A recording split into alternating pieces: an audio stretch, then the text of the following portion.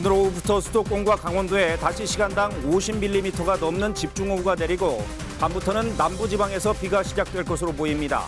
내일까지 경기 동부와 충청, 전북과 경북에 150mm 이상 비가 예상됩니다. 어제 새벽 시간당 110mm가 넘는 폭우가 쏟아진 충남 부여에서는 2명이 실종됐습니다. 산사태가 마을을 덮치고 농작물도 피해를 입었습니다. 미중 긴장이 고조된 가운데 미 의원 5명이 펠로시 하원 의장에 이어 다시 타이완을 방문했습니다. 중국은 타이완 해협에서 무력 시위를 이어가고 있습니다. 이준석 국민의힘 대표의 기자회견에 대해 당 안팎의 비판이 쏟아지자 이 대표가 강하게 응수하는 등 내용이 이어지고 있습니다.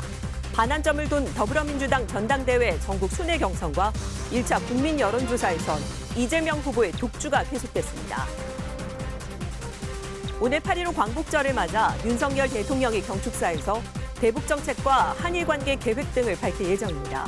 광복군 17명의 유해가 광복 77년 만에 국립묘지에 안장됐습니다.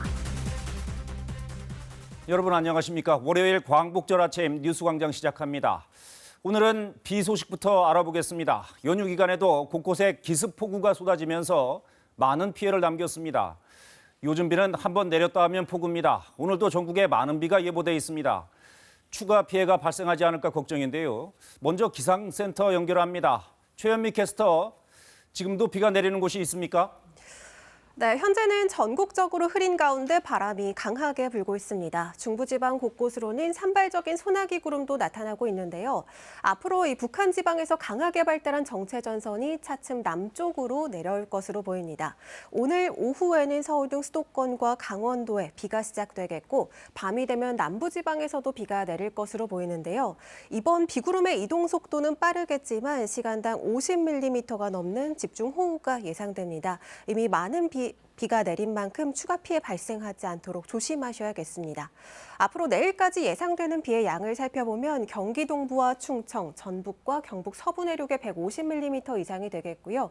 서울 등 그 밖의 지역에서도 30에서 최대 100mm가 되겠습니다. 여기에 바람도 강하게 불겠습니다. 현재 경기 서해안과 강원 산지에는 강풍특보가 내려진 가운데 오늘 초속 20에서 25m가 넘는 돌풍이 불겠고 그 밖의 전국에서도 강풍이 예상됩니다. 오늘 비가 내리기 전까지 수도권과 강원도에서는 소나기가 지나겠습니다. 오늘 낮 기온은 서울이 30도, 대전 31도, 대구는 35도까지 치솟겠고요. 광주도 32도까지 오르겠습니다.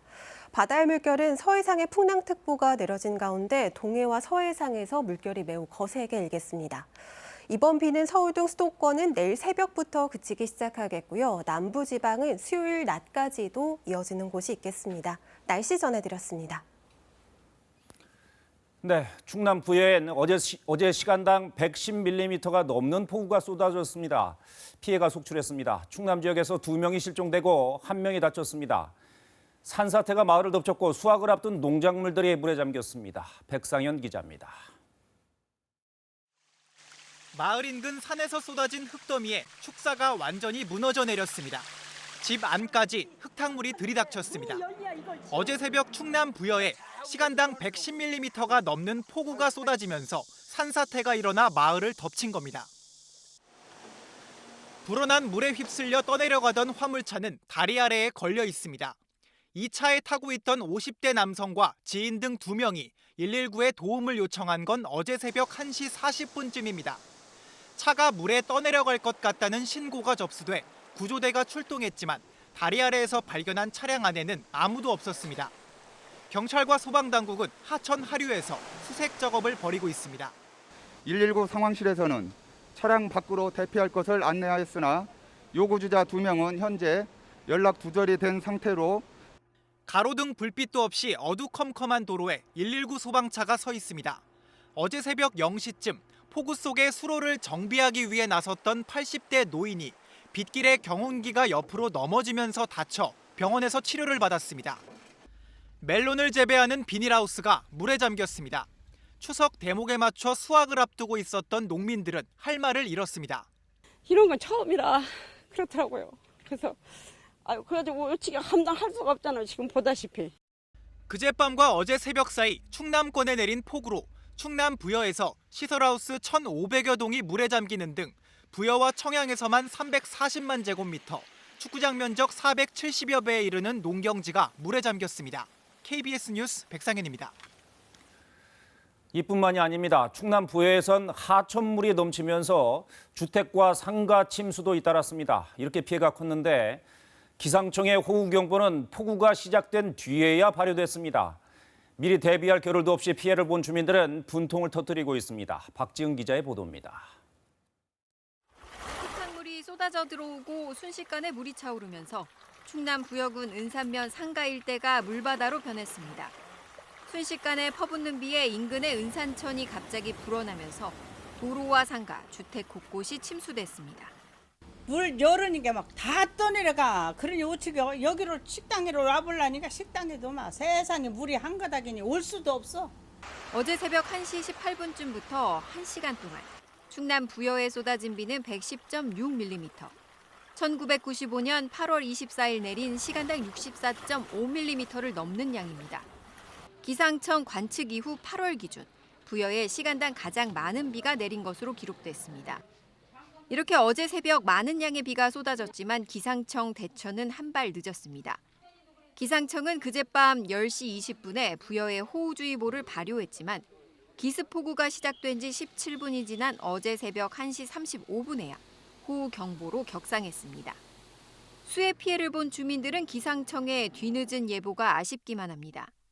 기상청 예보는 경보가 발령될 때 이미 폭우는 앞을 보이지 않게 쏟아졌으니까요. 소류지 하천은 이미 다 범람 시작했을 때예요. 그제부터 내린 비의 양은 충남 청양 182.5mm, 부여 176.7mm, 보령 114.7mm로 충남 남부 지역에 집중되면서 지금까지 부여와 청양에서만 300여 건의 주택과 상가 등 시설 침수 피해가 났습니다. KBS 뉴스 박지은입니다. 네, 다음 소식입니다. 타이완을 사이에 두고 미중 간의 갈등이 갈수록 커지고 있습니다. 낸시 펠로시 미국 하원 의장에 이어 다른 미국 의원 5명이 다시 대표단을 꾸려 타이완을 방문했습니다. 타이완은 환영했지만 중국은 무력 시위를 이어가고 있습니다. 워싱턴에서 이정민 특파원이 전합니다. 펠로시 미국 하원 의장이 타이완을 방문한 지 2주도 안 돼 미국 상하원 의원 5명이 또다시 타이완 방문길에 올랐습니다. 한국 방문 뒤 타이완을 찾은 에드마키 미국 상원 의원 외에도 미국 민주당 소속 3명, 공화당 소속 1명의 하원 의원으로 구성된 의회 대표단은 어제 오후 타이베이에 도착했습니다. 의원들은 오늘 차이잉원 타이완 총통과 면담을 갖고 타이완 외교장관, 의원들과도 만날 것으로 알려졌습니다. 타이완에서 미 대사관 역할을 하는 주 타이완 미국 협회는 미국과 타이완 관계, 무역 등이 논의될 거라고 밝혔고 타이완 총통부는 미국 의회가 타이완에 대한 단호한 지지를 다시금 입증했다는 입장을 내놨습니다. 미국은 중국이 주장하는 하나의 중국 원칙엔 이견이 없지만 타이완의 자체 방위는 지지하겠다는 입장을 펴고 있습니다. 중국은 타이완 해협에 대한 무력 시위를 이어갔습니다. 타이완 국방부는 미국 의원들이 도착한 어제 오후에도 중국 군용기와 군함들이 타이완 해협 주변에서 탐지됐다고 밝혔습니다. 특히 전투기 10대가 타이완 해협 중간선을 넘었고 조기 경보기도 타이완 방공식별구역에 진입해 전투기를 출격시켜 대응했다고 타이완 국방부는 밝혔습니다. 중국은 펠로시 의장의 타이완 방문에 항의하는 군사훈련을 지난 10일 마쳤지만 이후에도 중국 군용기들은 계속 타이완 해협 중간선을 넘는 비행을 이어오고 있습니다. 미국 주재 중국 대사관은 이번 방문은 미국이 타이완 해협의 안정을 원하지 않는다는 걸 입증한다고 거듭 비판했습니다. 워싱턴에서 KBS 뉴스 이정민입니다. 국민의힘에서는 이준석 대표의 주말 기자회견을 두고 후폭풍이 이어졌습니다. 특히 이 대표가 겉과 속이 다르다는 뜻으로 양두구육이란 표현을 썼는데 이를 두고 당 안팎의 비판이 쏟아졌고 이 대표도 물러서지 않았습니다. 보도에 박경준 기자입니다. 눈물까지 보이며 윤석열 대통령과 이른바 윤핵관을 직격했던 이준석 대표. 돌이켜보면은 양의 머리를 흔들면서 개고기를 가장 열심히 팔았고 가장 잘 팔았던 사람은 바로 저였습니다. 그러면서 양두구육은 자책감 섞인 질책으로 특정인을 지칭한 게 아니라고 설명했습니다. 하지만 이 표현을 두고 당 안팎의 반발은 이어졌습니다. 대선 당시 공동선대위원장이었던 김기현 의원은 저는 개고기를 판 적도 양의 얼굴 탈을 쓰지도 않았다며 정면 반박했고, 김미애 의원은 당대표였던 사람 입에서 대통령 후보를 개고기에 빗댄 건 결코 해선 안 될 망언이라 직격했습니다. 나경원 전 의원도 지나쳐도 많이 지나쳤다며 이 대표의 성상납 의혹을 재소환했습니다.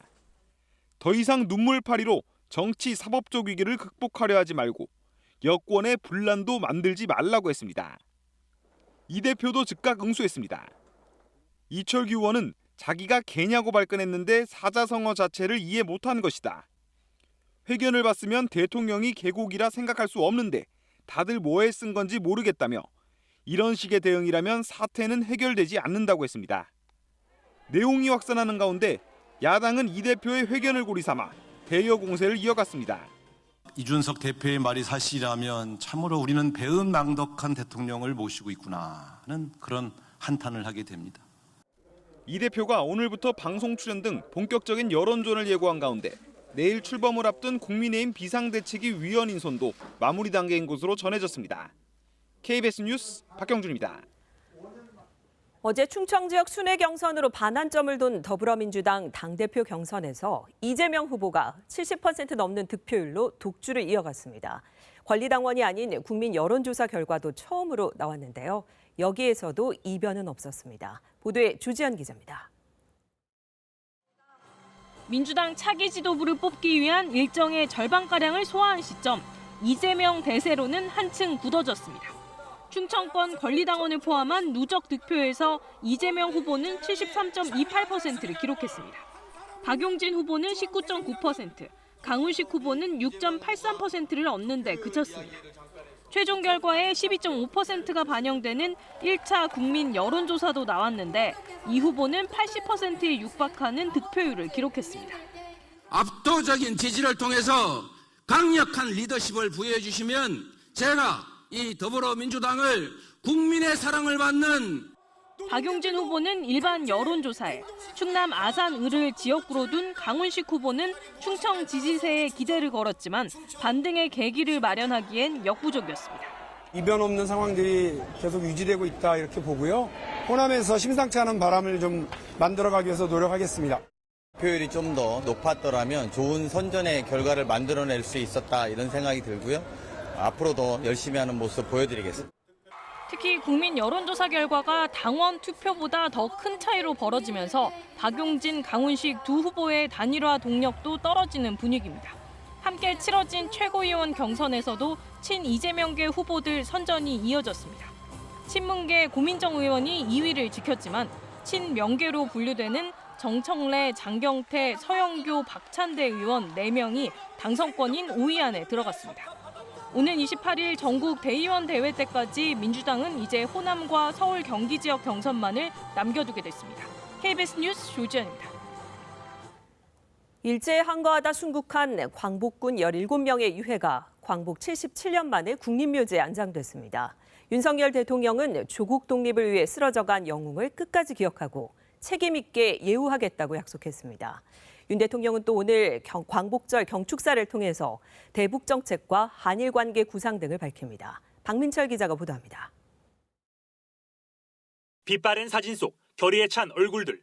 1940년 9월 대한민국 임시정부의 거점 중국 충칭에서 창설된 한국 광복군입니다.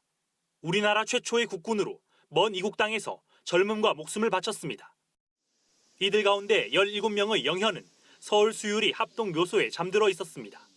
대부분 20대 꽃다운 나이에 순국해 돌봐줄 후손이 없는 선열들입니다.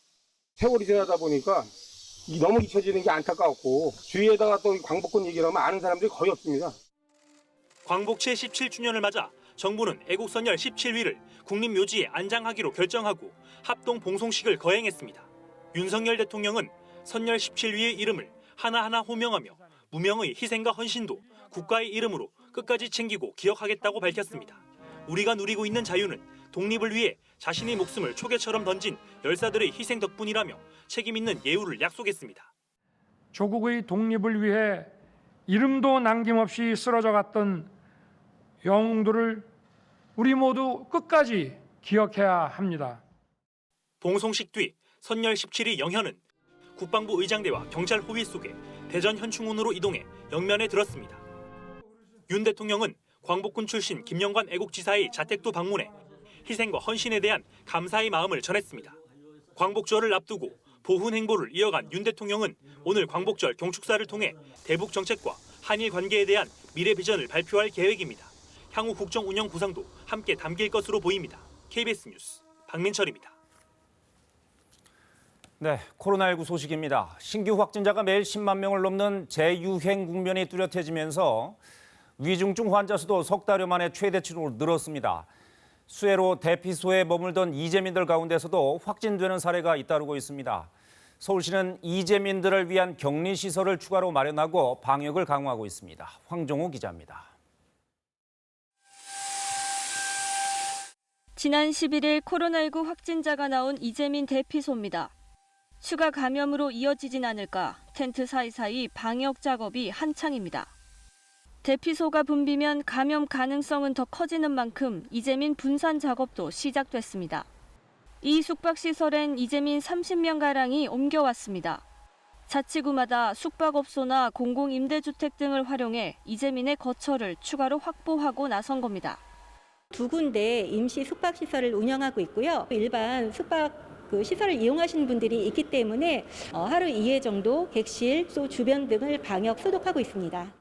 코로나19에 감염된 이재민 수는 8명. 이 가운데 6명은 대피소에 머물다 감염이 확인돼 접촉자들에 대한 검사도 진행 중입니다. 코로나19 신규 확진자 수는 11만 9천여 명으로 지난주 같은 요일보다 1.13배 늘며 증가세를 이어가고 있습니다. 특히 위중증 환자는 512명으로 107일 만에 가장 많았고 하루 사망자도 57명이었습니다. 중증으로 진행된 다음에야 진단이 되는 분들이 계속 발견이 되고 있기 때문에 실제 확진자 규모에 비해서 중증 환자가 늘어나는 규모나 좀 더 크고 빠른 그런 경향을 보이죠. 전문가들은 연휴와 폭우의 영향으로 증상이 있는데도 검사를 미루는 사람이 상당할 것으로 보고 있습니다. 이달 중 하루 확진자가 20만 명에 이를 것으로 예측했던 방역당국은 연휴가 끝나는 대로 휴가철 영향을 반영한 새로운 예측치를 발표할 계획입니다. KBS 뉴스 황정호입니다.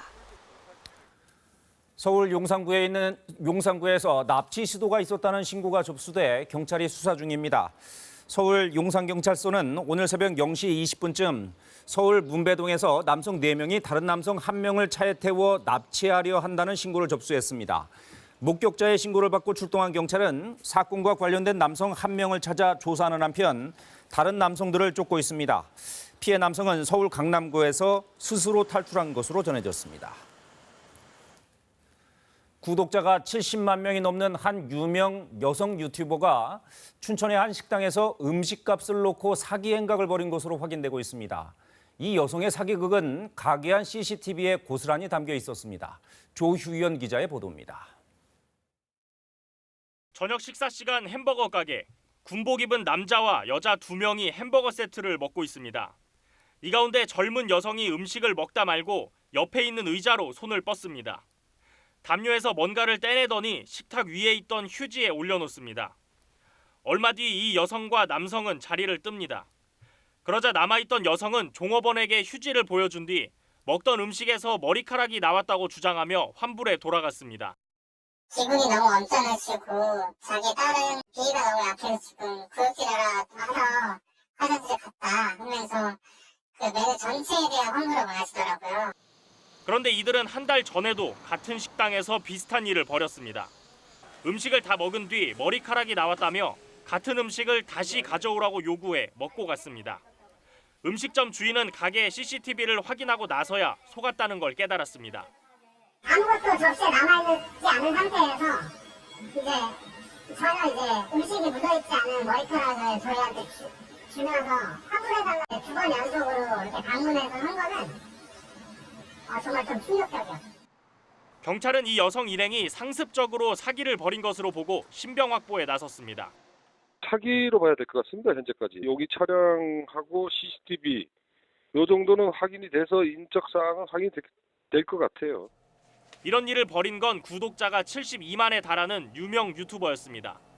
KBS는 당사자의 해명을 들으려 했지만 일주일 넘게 연락이 닿지 않고 있습니다. KBS 뉴스 조휴연입니다. 네, 서울 강남 한복판에 봉은사란 절이 있죠. 이 사찰 앞에서 부당하게 해고를 당했다며 1인 시위를 하던 전 직원을 승려들이 나와서 폭행하는 일이 벌어졌습니다.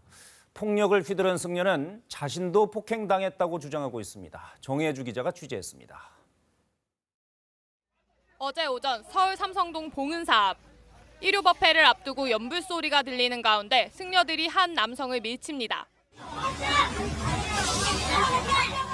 현장에 있던 경찰과 다른 이들이 한 승려를 말렸더니 이번엔 다른 승려가 나와 발길질합니다. 싸움이 잦아드는가 싶더니 이번에는 양동이를 들고 와 바가지로 오물을 뿌리기도 합니다. 승려들과 몸싸움을 벌인 사람은 2월 말 종단을 비난했다는 이유로 조계종에서 해고당한 노조원 박정규 씨. 지난달부터 일요일마다 봉은사 앞에서 1인 시위를 해왔는데 시위를 시작하려 하자 승려들이 갑자기 제지했다고 했습니다. 근데 갑자기 피켓을 뺏으면서 막 소리 지르고 밀쳐내고 그랬죠. 일주문 바깥으로. 도로까지 막 쫓아와서 서너 번 인분을 막 뿌렸죠. 박 씨는 지난 5월 서울지방노동위원회로부터 부당해고 구제 결정을 받았지만 조계종은 재심을 신청한 상태입니다. 조계종 측은 박 씨 등 노조가 주장하는 내용은 근거 없는 비난이라며 폭력을 쓴 사건에 대해선 사실관계 확인 후 후속 조치를 하겠다고 밝혔습니다. 소동 직후 파출소에 잡혀온 승려 A씨는 자신도 폭행을 당했다며 병원에 가겠다고 해 풀려났습니다. 경찰은 조만간 A씨와 박 씨 등을 불러 사건 경위 등을 조사할 계획입니다.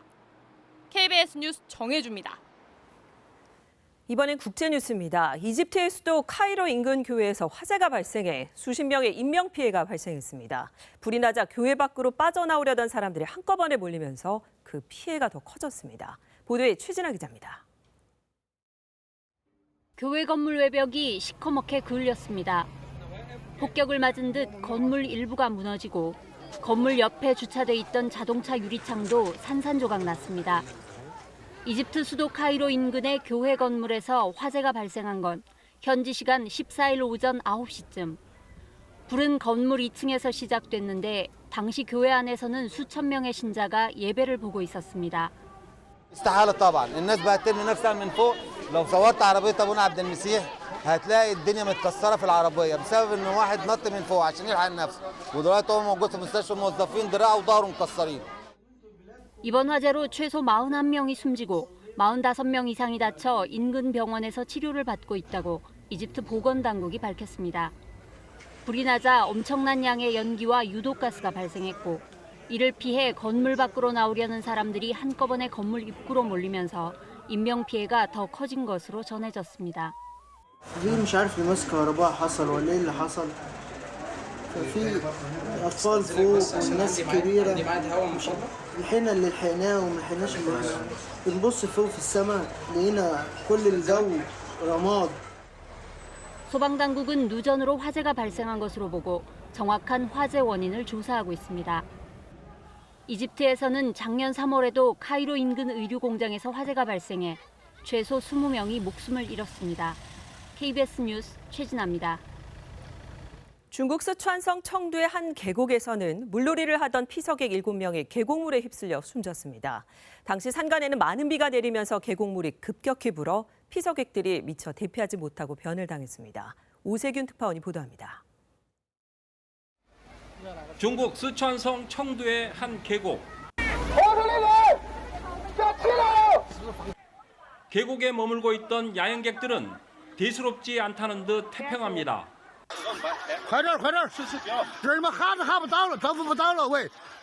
이렇게 대피령이 떨어진 지 1시간 뒤 조용하던 계곡에 급격히 물이 불어납니다. 야영객들은 그때서야 부랴부랴 대피하기 시작합니다.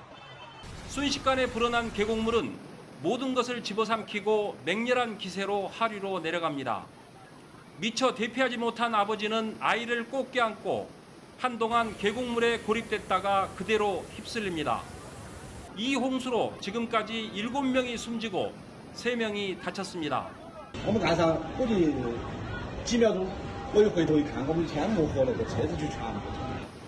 산 정상 부근에 시간당 24mm의 집중호우가 쏟아진 게 화근이었습니다. 이 계곡은 2015년과 17년에도 홍수가 발생해 피서객의 출입을 막으려고 철조망까지 설치했지만 소용없었습니다. 전문가들은 여름철 계곡 피서는 평소 맑은 날씨 때와는 달리 일단 비가 내리기 시작하면 수위가 급격히 올라가 손 쓸 틈도 없이 위험에 빠질 수 있다며 피서객들의 각별한 주의를 당부하고 있습니다. 선양에서 KBS 뉴스 오세규입니다. 일제 강제동원 현장인 사도광산 알고 계시죠? 일본 정부가 강제동원 기간을 뺀 채 세계유산 등재를 추진하면서 역사 왜곡 논란이 일고 있는 곳인데요. 그런데 이곳에 일본 정부와 달리 조선인 강제동원 역사를 수십 년간 직접 조사하고 추모해온 현지 주민들이 있었습니다. 윤진 기자가 사도섬에서 직접 취재했습니다.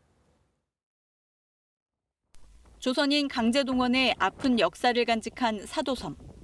캐넨 광물을 선별하던 선광장은 일본 유명 만화 영화의 배경이 될 만큼 유명한 곳입니다. 하지만 강제동원 시기 운영된 시설이라 일본의 세계문화유산 등재 신청 대상에서 빠져 있습니다. 사도광산에 동원된 조선인은 1,200에서 1,500명가량. 일본 정부와 지자체의 무관심 속에 이들의 흔적은 급속히 사라지고 있습니다. 이곳은 조선인 강제징용 노동자 117명이 머문 것으로 알려진 기숙사터입니다.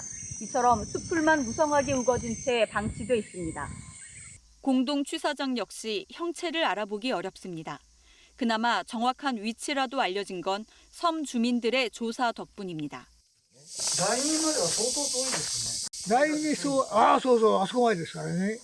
30여 년 전 조선인 명부가 발견되자 주민들은 사비를 들여 한국까지 피해자를 찾아다녔습니다. タバコの配給所ね、それから韓国の人が来たということを承知しましたね。その労働実態が大変だということも人から聞きましてね、ああこれは調査する必要があるだろうと。実際働いてた鉱山労働者の話を聞くまでそういう話はどこにも載ってないわけで、誰も調べてない。 1940년부터 2년 동안 사도광산에서 일했던 조선인 1000여 명 가운데 10명이 숨졌고 148명은 섬을 탈출했습니다. 우리 정부가 인정한 피해자 140여 명 중 절반이 폐질환 등 후유증에 시달렸습니다. 주민들은 지난 4월 사도 조선인 노동자를 기억하는 모임을 만들었고 피해자들의 증언을 공유했습니다.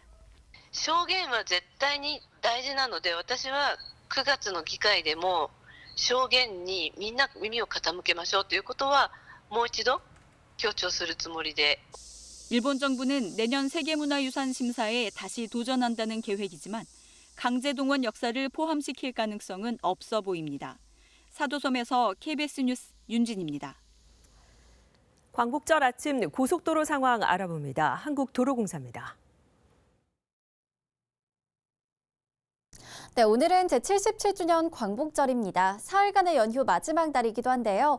내일 일상으로 돌아가기 위해서는 아쉬움을 뒤로하고 집으로 돌아와야만 하죠. 오늘 서울 방향 정체는 오전 9시에서 10시 사이에 시작돼 오후 4시에서 5시 사이에 이동이 가장 버겁겠습니다. 한편 지금 비가 내리는 곳은 없지만 경북 등 일부 내륙 지역에는 옅은 안개가 낀 곳들이 있습니다. 안개등과 비상등 활용 잘하면서 이동해 주셔야겠습니다.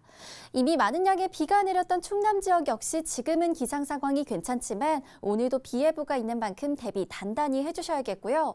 경부선 서울 쪽으로도 지금은 천안 일대 포함해 막히는 구간은 없는데요. 잠시 후 오전 7시부터는 한남대교 남단과 신탄진 사이로 휴일 버스 전용 차로제가 시행될 예정입니다. 영동선 인천 쪽으로도 지금은 강원권과 경기권 모두 소통 상태 원활합니다. 전좌석 안전띠 착용 잘해주시고요. 고속도로 교통방송이었습니다. 지난 일주일간 수도권 곳곳에는 연평균 강수량의 절반 수준인 600mm 정도의 비가 내렸습니다. 오늘 다시 강하고 많은 비가 예상돼 추가 피해가 우려되는데요. 앞으로 북한 지방에서 강하게 발달한 정체전선이 차츰 남쪽으로 내려오겠습니다. 오늘 오후에는 서울 등 수도권과 강원도에 비가 시작되겠고 밤이 되면 남부 지방에서도 비가 내리겠는데요. 이번 비구름의 이동 속도는 빠르겠지만 시간당 50mm가 넘는 집중호우가 쏟아질 쏟아지겠습니다. 먼저 내일까지 예상되는 비의 양을 살펴보면 경기 동부와 충청, 전북과 경북 서부 내륙에 150mm 이상이 되겠고요. 서울 등 그 밖의 전국에서도 최대 100mm의 비가 예상됩니다. 여기에 바람도 강하게 불겠습니다. 현재 경기 서해안과 강원 산지에 강풍특보가 내려진 가운데 초속 20에서 25m가 넘는 순간 돌풍이 불어들겠고 그 밖의 전국에서도 오늘 바람이 강할 것으로 보입니다. 오늘 비가 내리기 전까지 수도권과 강원 지역에서는 소나기가 지나는 곳이 있겠습니다. 낮 동안에는 계속해서 후텁지근하겠는데요. 서울의 낮 기온이 30도, 대전 31도, 대구 35도까지 치솟겠습니다. 바다의 물결은 서해상에 풍랑특보가 내려진 가운데 동해와 서해상에서 물결이 매우 거세게 일겠습니다.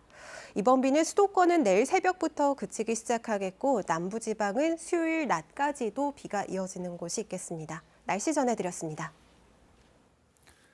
네, 인터넷이나 앱을 이용하다 보면 나도 모르는 사이에 결제가 돼 있다거나 필요 없는 사이트가 깔렸던 경험 누구나 있으실 겁니다. 그럴 만한 이유가 있었습니다. 애초에 이용자가 어떤 행동을 하도록 교묘하게 유도하는 디자인이 화면 안에 숨어 있었기 때문입니다. 어떤 것들에 있고 문제는 없는지 김민아 기자가 짚어봤습니다. 문서 파일 등의 용량 압축 프로그램을 내려받는 과정입니다. 설치 버튼을 누르면 모르는 사이트와 검색 엔진도 함께 깔리게 돼 있습니다. 꼼꼼히 보지 않으면 원치 않는 사이트까지 순식간에 내려받게 됩니다. 하단에 작은 글씨로 잘 보이지 않게끔 체크를 한 상태에서 이용자가 빠른 설치를 누르게끔 심리를 이용하는 거거든요. 빠른 배송을 내세운 앱. 유료 서비스를 해지하려 하자 혜택에 대한 긴 설명이 나옵니다. 해지 버튼의 제목은 받고 있는 혜택 포기하기입니다. 내가 지금 해지를 해야지 합리적 소비를 할 수 있는데 그 문구를 딱 봤을 때는 흔들리거든요. 그러니까 이렇게 흔들리는 문구 이 표현 자체도 다크 패턴의 유형이라고 할 수 있습니다. 이용자들을 속이거나 심리적으로 현혹시키는 이른바 다크 패턴 설계입니다. 인터넷 회원 탈퇴 과정을 까다롭게 하거나 제품을 지금 몇 명이 동시에 보고 있다는 식의 설명 역시 이런 유형들입니다. 마케팅 전략과 경계가 모호해 규제도 어렵습니다. 국내 이용자 상위 100개 전자상거 앱 가운데 97개에서 1개 이상의 다크 패턴이 발견됐다는 연구조사도 있습니다. 월정액 서비스가 늘면서 인터넷 사이트나 모바일 앱 전반으로 증가하고 있습니다. 아직까지 우리나라 규제기관은 여기에 대해서 좀 적극적인 대응은 하지 않고 있는 상황인데요. 이용자들이 스스로 이제 조심을 하는 수밖에 없는 이제 상황에 몰리는 거죠. 유럽에서는 소비자 결정에 영향을 끼치려는 디자인에 대한 규제에 나선 상황. 공정거래위원회는 최근에서야 관련 연구 용역을 발주했습니다. KBS 뉴스 김민아입니다. 시중 금리가 가파르게 상승하면서 대출자들 이자 부담이 갈수록 커지고 있습니다. 그동안 상대적으로 낮았던 주택담보대출 변동금리도 높아졌고 일부 신용대출은 이자가 1년 새 2배 가까이 늘어나기도 했습니다. 정재우 기자입니다. 8천만 원의 신용대출을 받은 30대 직장인. 만기를 연장하려고 봤더니 1년 전 연 2.8%였던 금리는 5.4%까지 높아졌습니다. 다달이 내야 하는 이자는 37만 원. 불과 1년 만에 2배 가까이로 늘어난 겁니다. 갑자기 월에 20만 원씩 그냥 내다 버리는 느낌이니까 많이 아깝죠. 아깝고. 여기에 주택담보대출과 남편의 신용대출까지 합하면 다달이 원리금 내는데 200만 원이 들어갑니다. 외식 횟수나 이런 것도 확 줄여야 되는 상황이고 생활이 좀 타이트해질 것 같아요. 한국은행의 기준금리가 가파르게 인상되면서 시중금리도 급등하고 있기 때문입니다. 특히 신용대출 금리의 상승세가 두드러져 신규 대출 금리가 6%로 9년 만에 최고치를 기록했습니다. 주택담보대출자도 부담이 크게 늘어나긴 마찬가지입니다. 시중금리에 따라 금리가 변하는 변동금리 대출 상품이 80%나 되기 때문입니다. 지난 6월 기존에 나간 은행권 주택담보대출의 평균 금리는 3.1%로 1년 전보다 0.5%포인트 가까이 올랐습니다.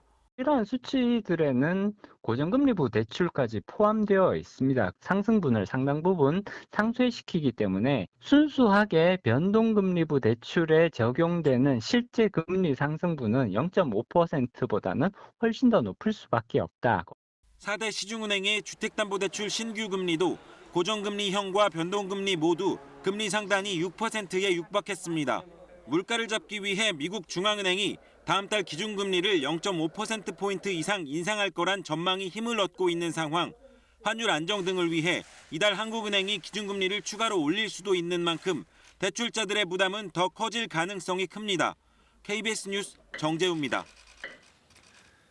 일제시대 제1조선인들은 낯선 일본 땅에서 수많은 차별과 멸시를 견뎌내야 했죠.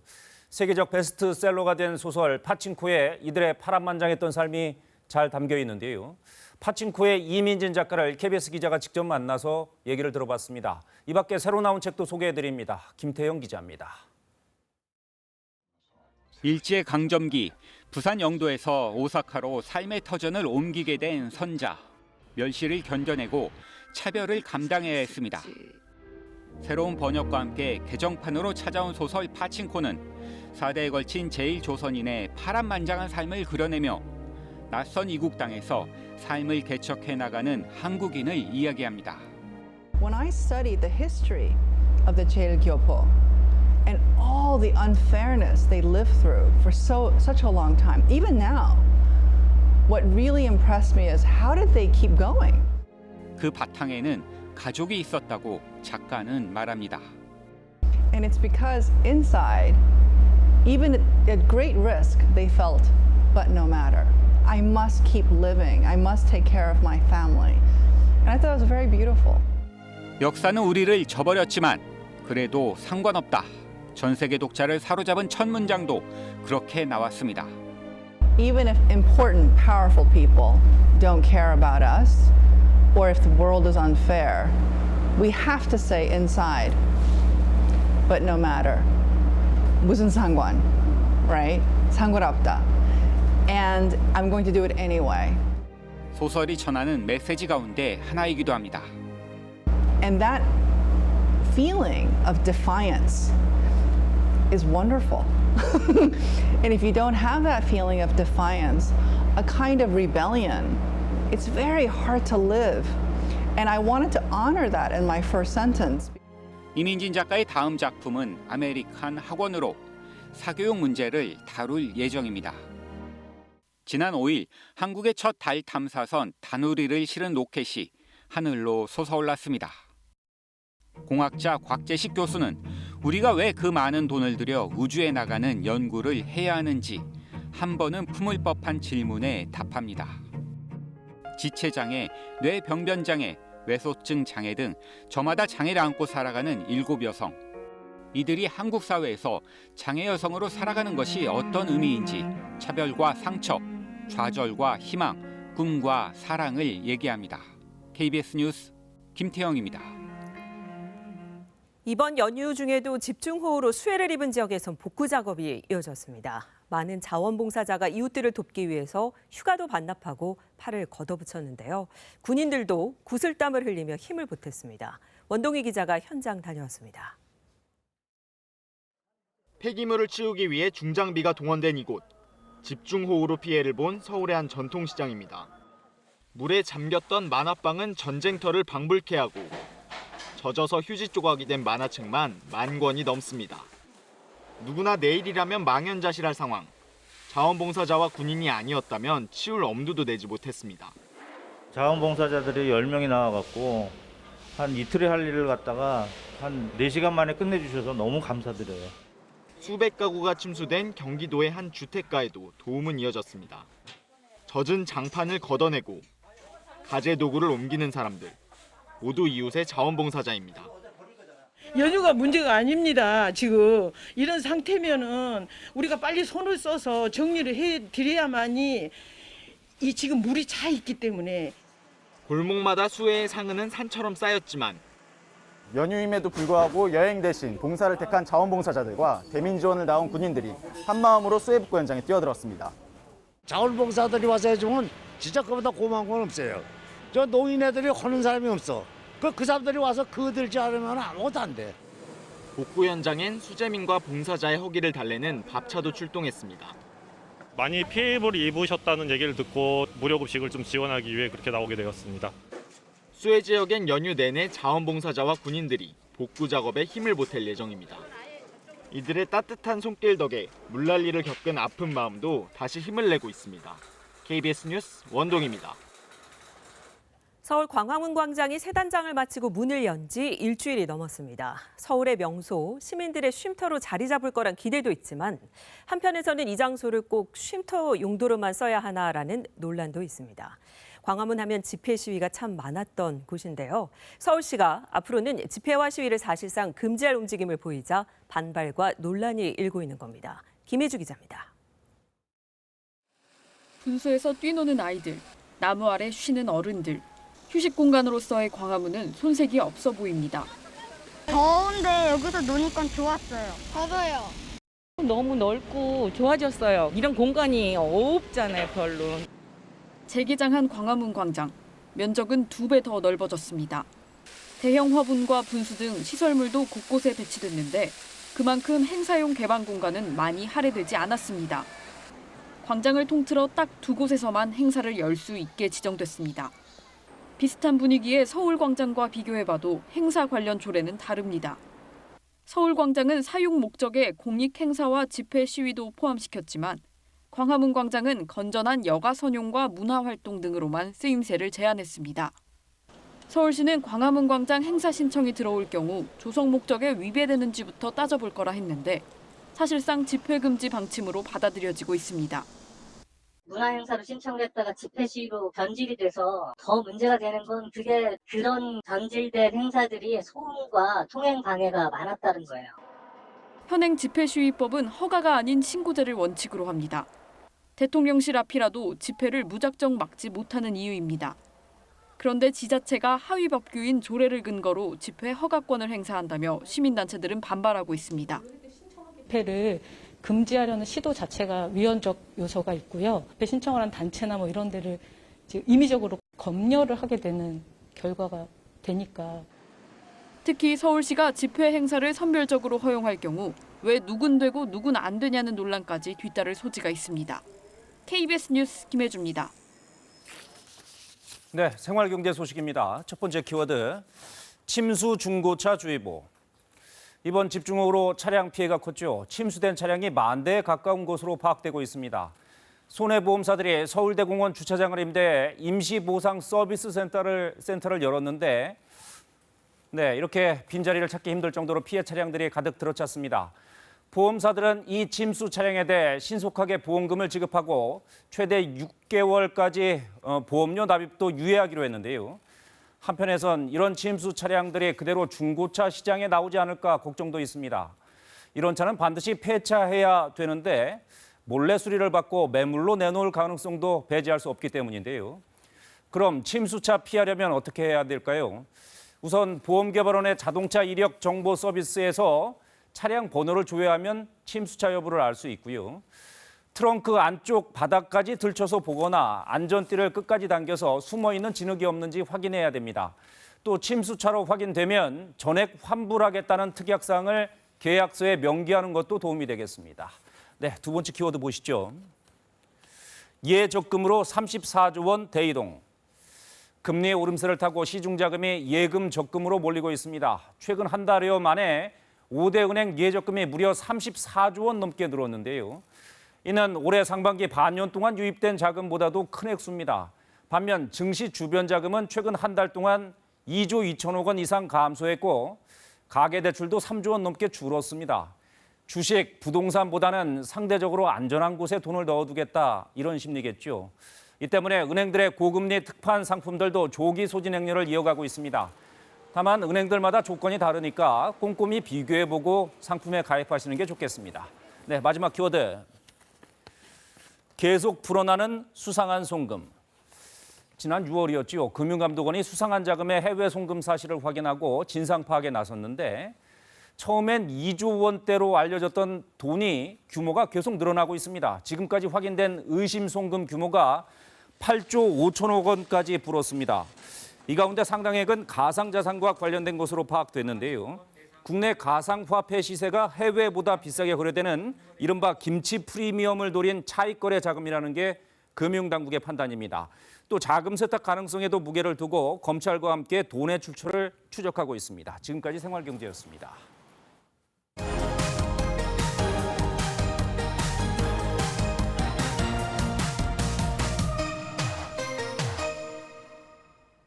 안녕하십니까. 문화광장입니다. 77번째 광복절을 맞아 유독 주목받는 연예인이 있습니다. 바로 조국을 위해 싸운 독립운동가의 후손들인데요. 뜨거운 피를 물려받은 스타들 만나보시죠. 할아버님께서 이저 독립운동 만주에서? 김구 선생님이 아마 제자셨던 것 같아요. 연예계 엄친아로 유명한 배우 김지석 씨.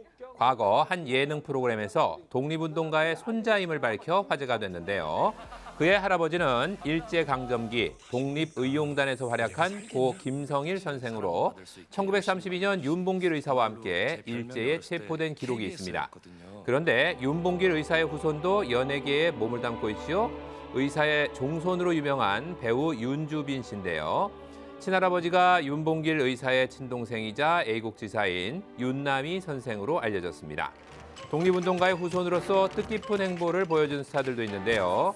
뮤지컬 배우 홍지민 씨는 앞서 제73주년 광복절 경축식 무대에서 애국가를 제창했고요.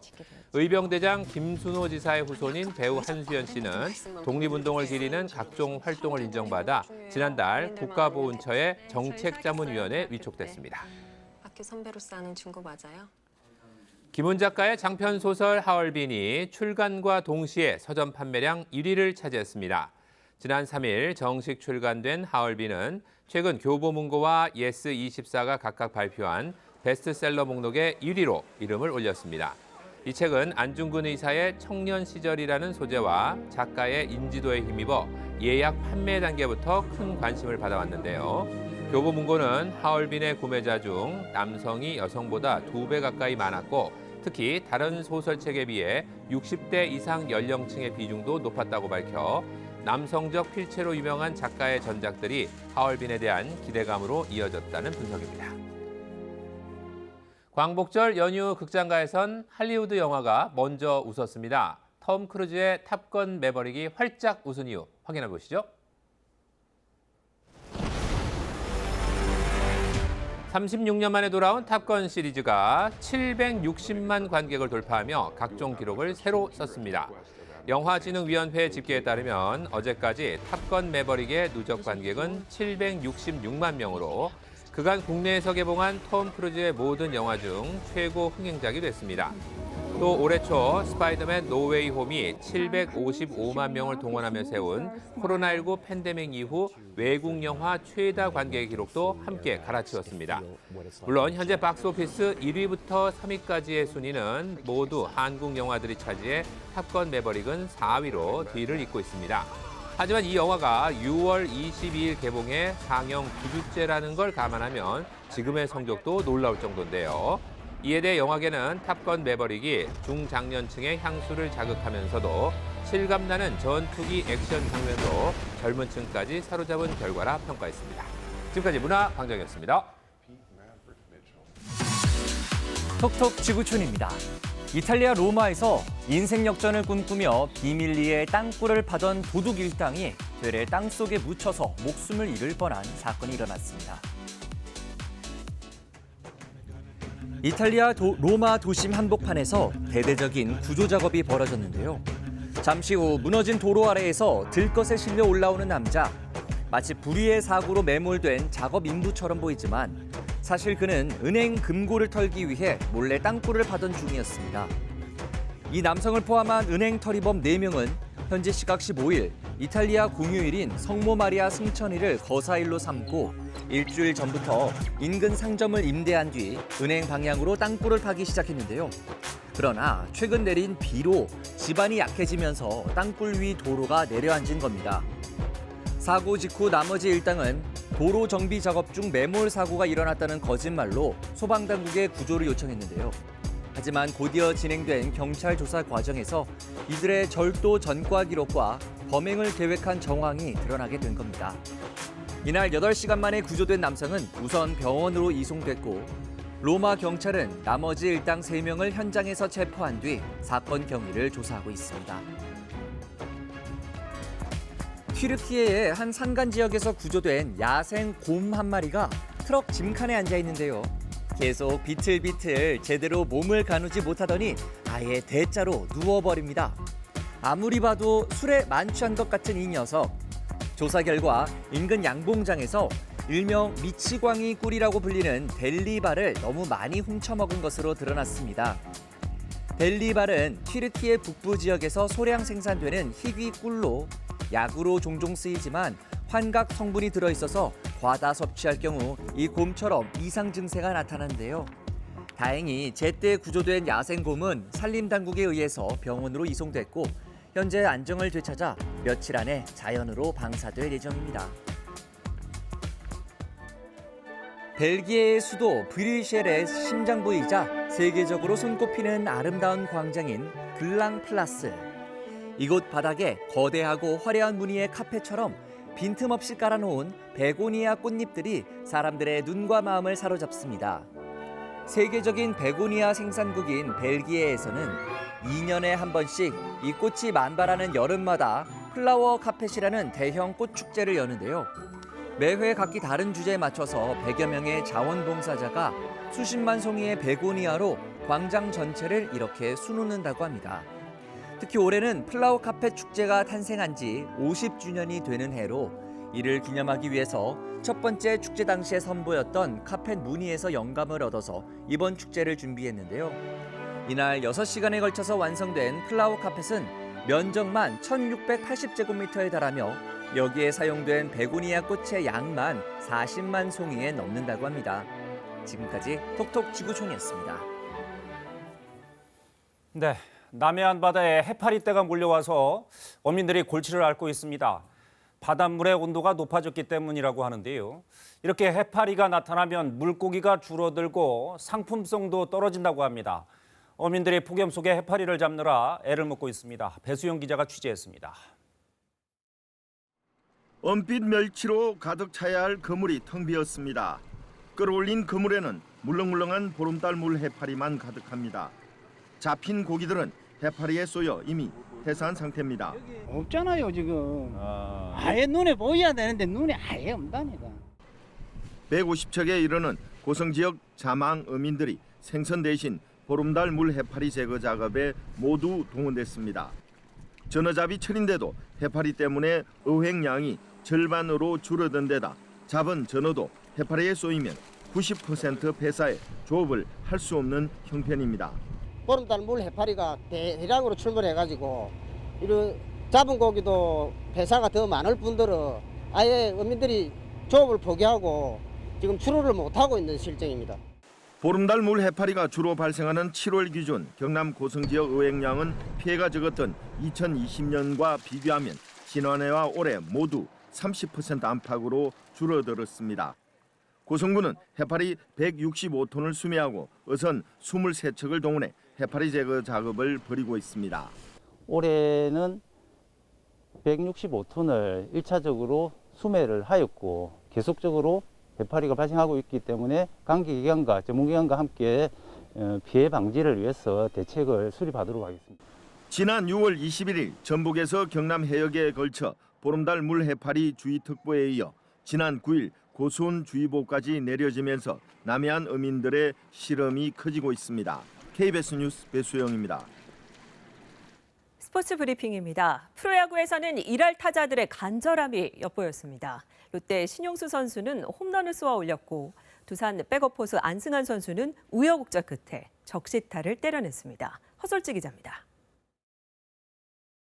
경기 전까지 올 시즌 34타수 4안타, 1할 1푼 8리에 롯데 신용수가 기아 선발 놀린의 공을 받아쳤는데 높이 떠오르자 제발 간절한 혼잣말을 내뱉습니다. 열심히 달리다 2루 근처에서 홈런이 된 것을 확인한 뒤에야 환호하는 신용수. 간절함에서 배어나온 굵은 땀방울을 에어컨 바람으로 시원하게 날렸습니다.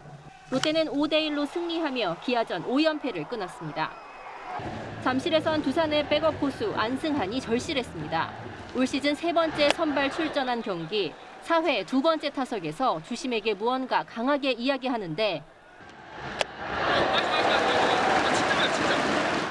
몸에 맞았다는 안승환과 맞지 않았다는 주심 판단에 비디오 판도까지 했지만 몸에 맞지 않았다는 결과가 나옵니다. 결국 다시 타석에선 안승환은 전화위복이 된 건지 우익수를 넘기는 안타를 때려냅니다. 동점을 만드는 2타점 적시타, 내친 김에 3루까지 내달렸지만 의욕이 앞섰는지 아웃됐습니다. 하지만 타율은 1할대로 올라섰습니다. KT에서 방출된 후 입단 테스트를 통해 다시 기회를 잡은 9년차 무명 포수의 절실함에 팬들도 큰 박수를 보냈습니다. 치열한 접전 속에서 SSG의 중고 신인 전희사는 무려 140m를 날아가는 대형 홈런을 터뜨렸습니다. 올 시즌 최장거리 홈런 타이 기록이자 국내 선수 가운데서는 가장 큰 홈런이었습니다. SSG는 연장 10회 터진 최정의 극적인 결승 홈런에 힘입어 두산을 한 점 차로 꺾고 두산과의 2연전을 모두 승리했습니다. KBS 뉴스 허솔지입니다. 세계적인 전기차 경주 대회인 포뮬러 2의 시즌 챔피언이 서울 잠실에서 결정됐습니다. 벨기에의 반도르니 흔들림 없는 레이싱으로 정상에 올랐는데요. 국내에서 처음 열린 포뮬러 2 레이스, 색다른 볼거리가 많았습니다. 김기범 기자가 정리했습니다. SF 영화의 전자음 같은 소리를 내며 포뮬러 2 경주 차량들이 일제히 속도를 올립니다. 코너에서 차들이 겹겹이 뒤엉키는 등 초반부터 박진감이 넘쳤습니다. 2위를 달리던 스위스의 모르타라가 절묘한 코너워크로 추월에 성공했고 선두를 놓치지 않았습니다. 약 2.7km 트랙을 랩타임 없이 45분간 달린 뒤 마지막 한 바퀴를 더 도는 레이스에서 결국 모르타라가 1위로 골인했습니다. 하지만 팬들의 환호는 2위로 레이스를 마친 벨기에 반도른에게 쏟아졌습니다. 시즌 종합순위에서 1위를 차지했기 때문입니다. 포디움 정상에 선 반도른은 잠실 주경기장에 모인 레이싱 팬들과 기쁨을 나눴습니다. Just look at the season we've had, the consistency. Car has been amazing, and the team has done an amazing job. And I think every single one of us deserves it. 특정 구간을 지날 때 전기 출력을 높여 추월할 수 있는 어택 모드 등 비디오 게임 같은 신기한 볼거리에 팬들은 매료됐습니다.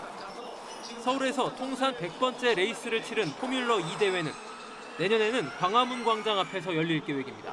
KBS 뉴스 김기범입니다.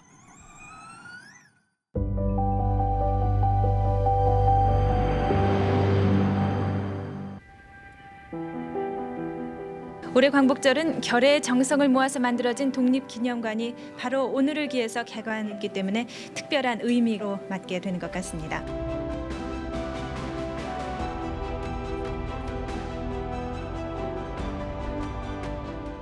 독립기념관에 조금이라도 보태려고 어머니께서 주신 용돈을 좀 모았습니다. 국민의 한 사람으로서 이 독립기념관에 와서 이 웅장한 모습을 보니까 민족의 얼을 다시 찾는 것 같고 교육적인 가치에서 여러 가지로 참 좋은 오늘 날이 되었습니다.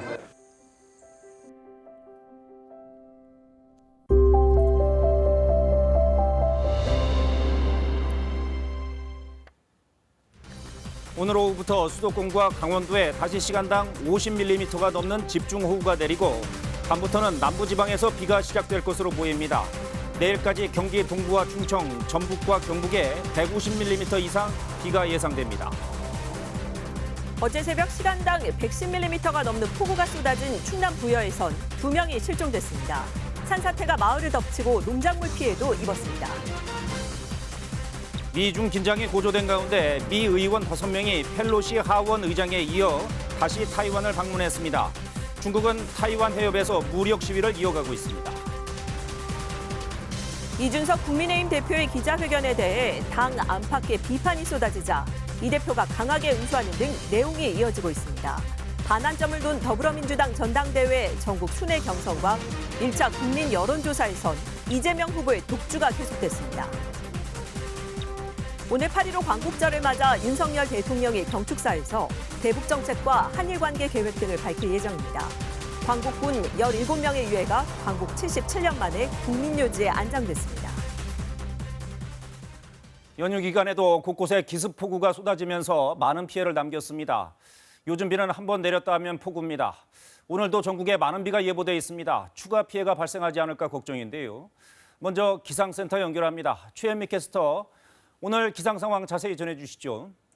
네, 먼저 지금은 전국이 흐리고 바람만 강하게 불고 있습니다. 하지만 앞으로 북한 지방에서 강하게 발달한 정체 전선이 차츰 남쪽으로 내려올 것으로 보이는데요. 오늘 오후에는 서울도 수도권과 강원도에 비가 시작되겠고요. 밤이 되면 남부 지방에서도 비가 내리겠습니다. 이번 비구름의 이동 속도는 빠르겠지만 시간당 50mm가 넘는 집중 호우가 쏟아질 것으로 보입니다. 추가 피해가 발생하지 않도록 각별히 조심하셔야겠습니다. 먼저 내일까지 예상되는 비의 양을 살펴보면 경기 동부와 충청, 전북과 경북 서부 내륙에 최대 150mm 이상이 되겠고요. 서울 등 그 밖의 전국에서도 30에서 100mm의 비가 예상됩니다. 또 여기에 전국적으로 바람도 강하게 불겠습니다. 현재 경기 서해안과 강원 산지에 강풍특보가 내려진 가운데 초속 20에서 25m가 넘는 순간 돌풍이 불어들겠습니다. 오늘 비가 내리기 전까지 수도권과 강원도에서는 소나기가 지나는 곳이 있겠습니다.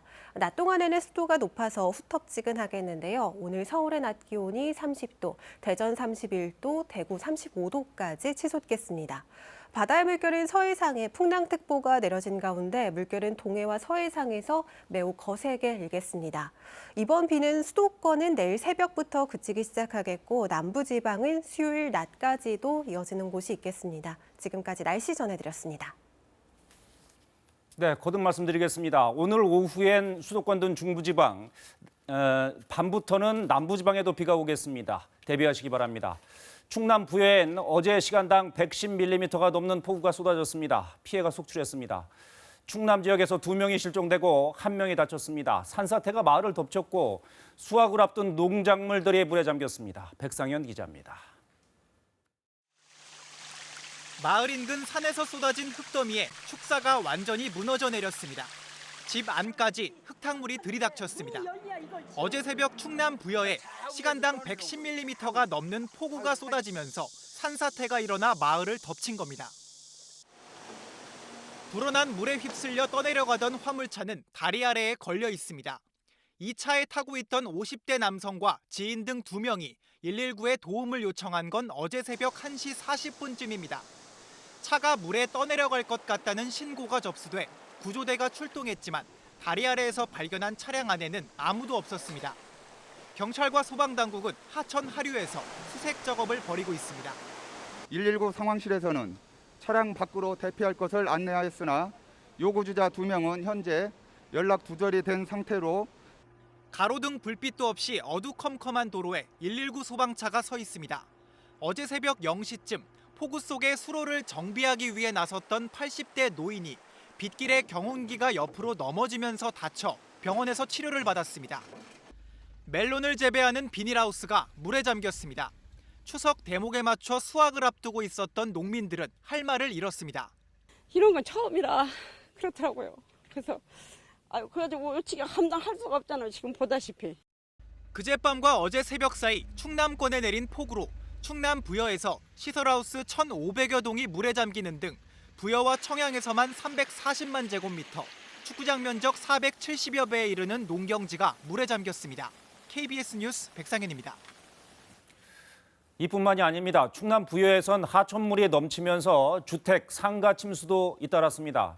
이렇게 피해가 컸는데 기상청의 호우경보는 폭우가 시작된 뒤에야 발효됐습니다.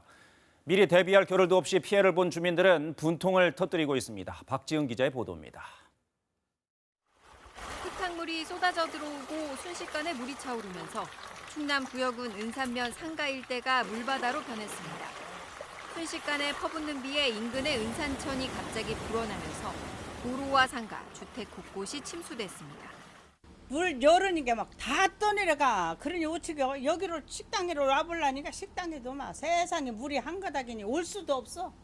어제 새벽 1시 18분쯤부터 1시간 동안 충남 부여에 쏟아진 비는 110.6mm. 1995년 8월 24일 내린 시간당 64.5mm를 넘는 양입니다. 기상청 관측 이후 8월 기준 부여에 시간당 가장 많은 비가 내린 것으로 기록됐습니다. 이렇게 어제 새벽 많은 양의 비가 쏟아졌지만 기상청 대처는 한 발 늦었습니다. 기상청은 그젯밤 10시 20분에 부여에 호우주의보를 발효했지만 기습폭우가 시작된 지 17분이 지난 어제 새벽 1시 35분에야 호우경보로 격상했습니다. 보수의 피해를 본 주민들은 기상청의 뒤늦은 예보가 아쉽기만 합니다. 기상청 예보는 경보가 발령될 때 이미 폭우는 앞을 보이지 않게 쏟아졌으니까요. 소류지 하천은 이미 다 범람 시작했을 때예요. 그제부터 내린 비의 양은 충남 청양 182.5mm, 부여 176.7mm, 보령 114.7mm로 충남 남부 지역에 집중되면서 지금까지 부여와 청양에서만 300여 건의 주택과 상가 등 시설 침수 피해가 났습니다. KBS 뉴스 박지은입니다. 네, 타이완을 사이에 두고 미중 간의 갈등이 갈수록 커지고 있습니다. 낸시 펠로시 미국 하원 의장에 이어 다른 미국 의원 5명이 다시 타이완을 방문했습니다. 타이완은 환영했지만 중국은 무력 시위를 이어가고 있습니다. 워싱턴에서 이정민 특파원이 보도합니다. 펠로시 미국 하원 의장이 타이완을 방문한 지 2주도 안 돼 미국 상하원 의원 5명이 또다시 타이완 방문길에 올랐습니다. 한국 방문 뒤 타이완을 찾은 에드마키 미국 상원 의원 외에도 미국 민주당 소속 3명, 공화당 소속 1명의 하원 의원으로 구성된 의회 대표단은 어제 오후 타이베이에 도착했습니다. 의원들은 오늘 차이잉원 타이완 총통과 면담을 갖고 타이완 외교장관, 의원들과도 만날 것으로 알려졌습니다. 타이완에서 미 대사관 역할을 하는 주 타이완 미국 협회는 미국과 타이완 관계, 무역 등이 논의될 거라고 밝혔고 타이완 총통부는 미국 의회가 타이완에 대한 단호한 지지를 다시금 입증했다는 입장을 내놨습니다. 미국은 중국이 주장하는 하나의 중국 원칙엔 이견이 없지만 타이완의 자체 방위는 지지하겠다는 입장을 펴고 있습니다.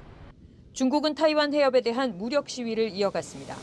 타이완 국방부는 미국 의원들이 도착한 어제 오후에도 중국 군용기와 군함들이 타이완 해협 주변에서 탐지됐다고 밝혔습니다. 특히 전투기 10대가 타이완 해협 중간선을 넘었고 조기 경보기도 타이완 방공식별구역에 진입해 전투기를 출격시켜 대응했다고 타이완 국방부는 밝혔습니다. 중국은 펠로시 의장의 타이완 방문에 항의하는 군사훈련을 지난 10일 마쳤지만 이후에도 중국 군용기들은 계속 타이완 해협 중간선을 넘는 비행을 이어오고 있습니다.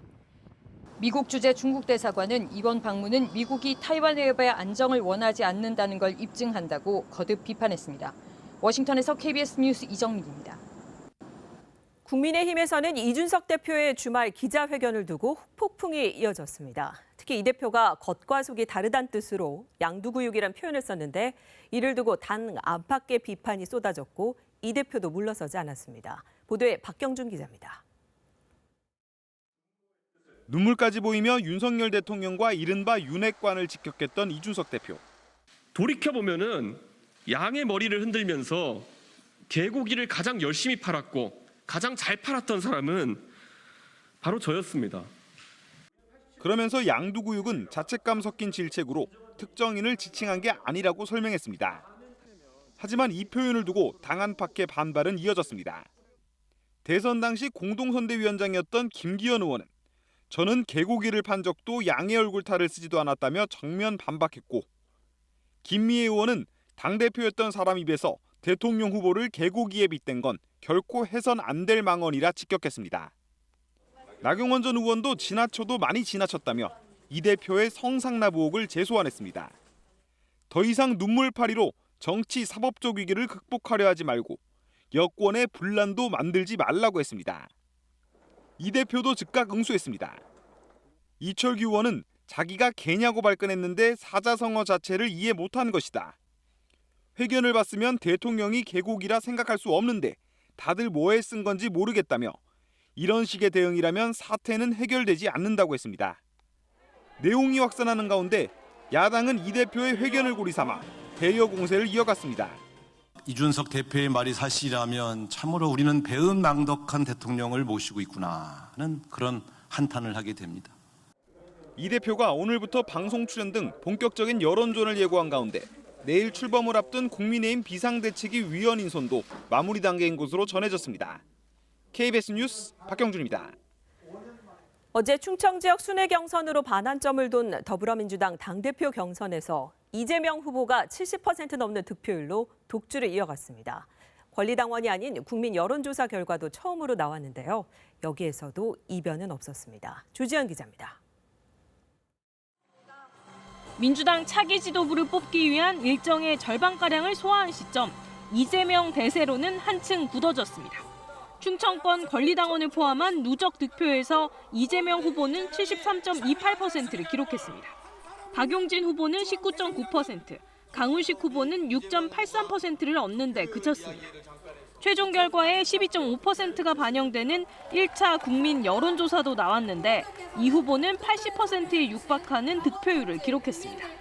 압도적인 지지를 통해서 강력한 리더십을 부여해 주시면 제가 이 더불어민주당을 국민의 사랑을 받는 박용진 후보는 일반 여론조사에, 충남 아산을을 지역구로 둔 강훈식 후보는 충청 지지세에 기대를 걸었지만 반등의 계기를 마련하기엔 역부족이었습니다.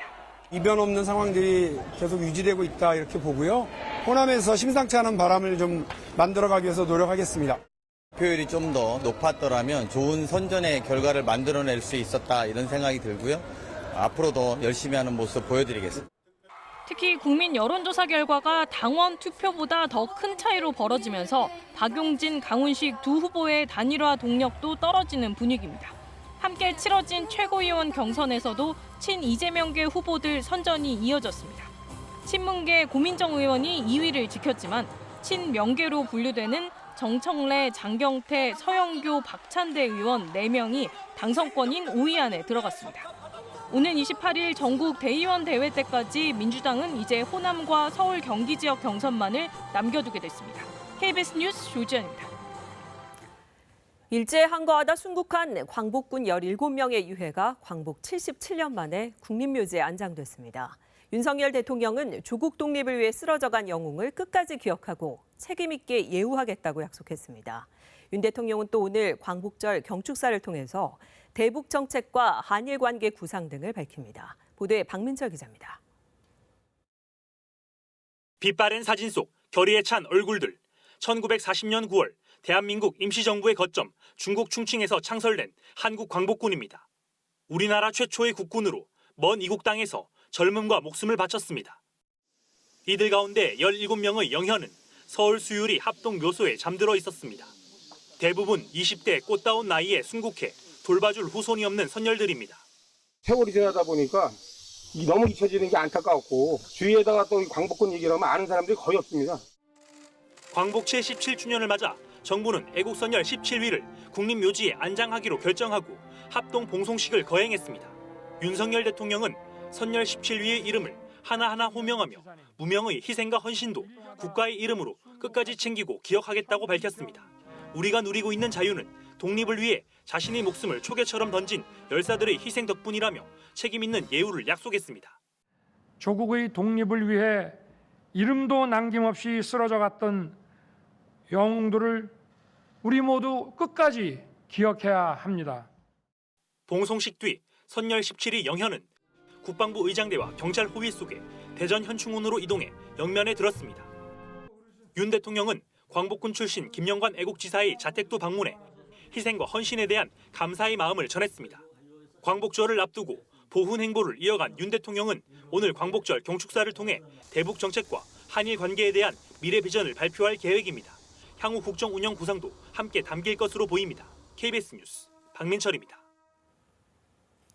네, 코로나19 소식입니다. 신규 확진자가 매일 10만 명을 넘는 재유행 국면이 지속되면서 위중증 환자 수도 석 달여 만에 최대치로 늘었습니다. 수해로 대피소에 머물던 이재민들 가운데서도 확진되는 사례가 잇따르고 있습니다. 서울시는 이재민들을 위한 격리시설을 추가로 마련하고 방역을 강화하고 있습니다. 황정호 기자입니다. 지난 11일 코로나19 확진자가 나온 이재민 대피소입니다. 추가 감염으로 이어지진 않을까 텐트 사이사이 방역 작업이 한창입니다. 대피소가 붐비면 감염 가능성은 더 커지는 만큼 이재민 분산 작업도 시작됐습니다. 이 숙박시설엔 이재민 30명가량이 옮겨왔습니다. 자치구마다 숙박업소나 공공임대주택 등을 활용해 이재민의 거처를 추가로 확보하고 나선 겁니다. 2군데 임시 숙박시설을 운영하고 있고요. 일반 숙박 시설을 이용하시는 분들이 있기 때문에 하루 2회 정도 객실, 또 주변 등을 방역 소독하고 있습니다. 코로나19에 감염된 이재민 수는 8명. 이 가운데 6명은 대피소에 머물다 감염이 확인돼 접촉자들에 대한 검사도 진행 중입니다. 코로나19 신규 확진자 수는 11만 9천여 명으로 지난주 같은 요일보다 1.13배 늘며 증가세를 이어가고 있습니다. 특히 위중증 환자는 512명으로 107일 만에 가장 많았고 하루 사망자도 57명이었습니다. 중증으로 진행된 다음에야 진단이 되는 분들이 계속 발견이 되고 있기 때문에 실제 확진자 규모에 비해서 중증 환자가 늘어나는 규모나 좀 더 크고 빠른 그런 경향을 보이죠.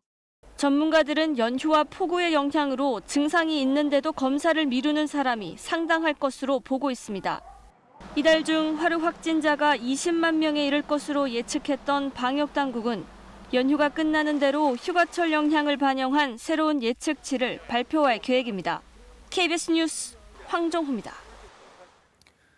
구독자가 70만 명이 넘는 한 유명 여성 유튜버가 춘천의 한 식당에서 음식값을 놓고 사기 행각을 벌인 것으로 확인되고 있습니다. 이 여성의 사기극은 가게 안 CCTV에 고스란히 담겨 있었습니다. 조휴연 기자의 보도입니다. 저녁 식사 시간 햄버거 가게. 군복 입은 남자와 여자 2명이 햄버거 세트를 먹고 있습니다. 이 가운데 젊은 여성이 음식을 먹다 말고 옆에 있는 의자로 손을 뻗습니다. 담요에서 뭔가를 떼내더니 식탁 위에 있던 휴지에 올려놓습니다. 얼마 뒤 이 여성과 남성은 자리를 뜹니다. 그러자 남아있던 여성은 종업원에게 휴지를 보여준 뒤 먹던 음식에서 머리카락이 나왔다고 주장하며 환불에 돌아갔습니다. 기분이 너무 언짢으시고 자기 딸은 비위가 너무 약해서 지금 구역질하러 화장실에 갔다 하면서 그 메뉴 전체에 대한 환불을 원하시더라고요. 그런데 이들은 한 달 전에도 같은 식당에서 비슷한 일을 벌였습니다. 음식을 다 먹은 뒤 머리카락이 나왔다며 같은 음식을 다시 가져오라고 요구해 먹고 갔습니다. 음식점 주인은 가게의 CCTV를 확인하고 나서야 속았다는 걸 깨달았습니다. 아무것도 접시에 남아있지 않은 상태에서 전혀 음식이 묻어있지 않은 머리카락을 저희한테 주면서 환불해달라고 2번 연속으로 이렇게 방문해서 한 거는 정말 좀 충격적이었어요. 경찰은 이 여성 일행이 상습적으로 사기를 벌인 것으로 보고 신병 확보에 나섰습니다. 사기로 봐야 될 것 같습니다. 현재까지 여기 차량하고 CCTV 이 정도는 확인이 돼서 인적 사항은 확인이 될 것 같아요. 이런 일을 벌인 건 구독자가 72만에 달하는 유명 유튜버였습니다. KBS는 당사자의 해명을 들으려 했지만 일주일 넘게 연락이 닿지 않고 있습니다. KBS 뉴스 조휴연입니다.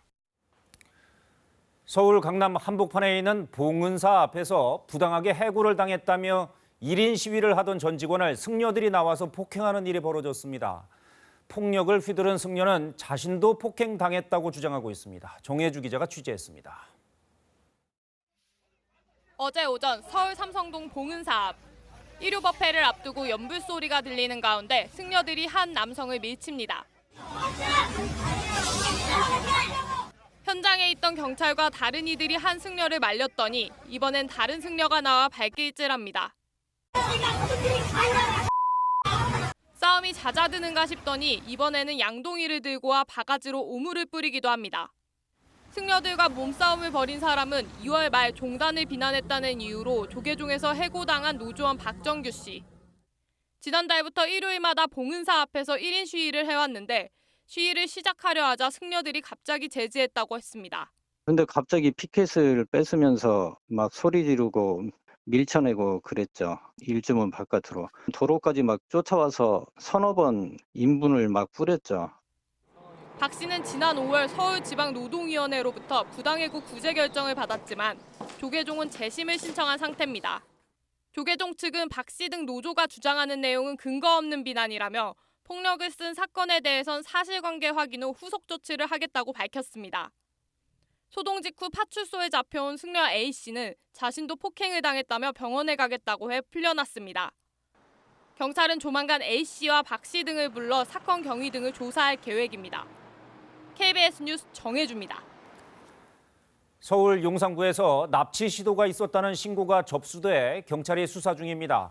서울 용산경찰서는 오늘 새벽 0시 20분쯤 서울 문배동에서 남성 4명이 다른 남성 1명을 차에 태워 납치하려 한다는 신고를 접수했습니다.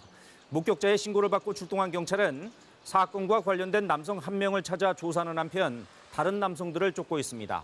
피해 남성은 서울 강남구에서 스스로 탈출한 것으로 전해졌습니다.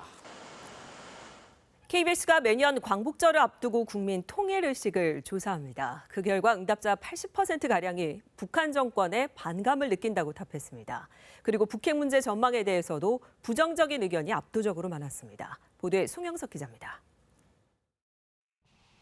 북한의 연이은 미사일 시험 발사와 노골적인 핵 위협 등으로 악화된 남북 관계.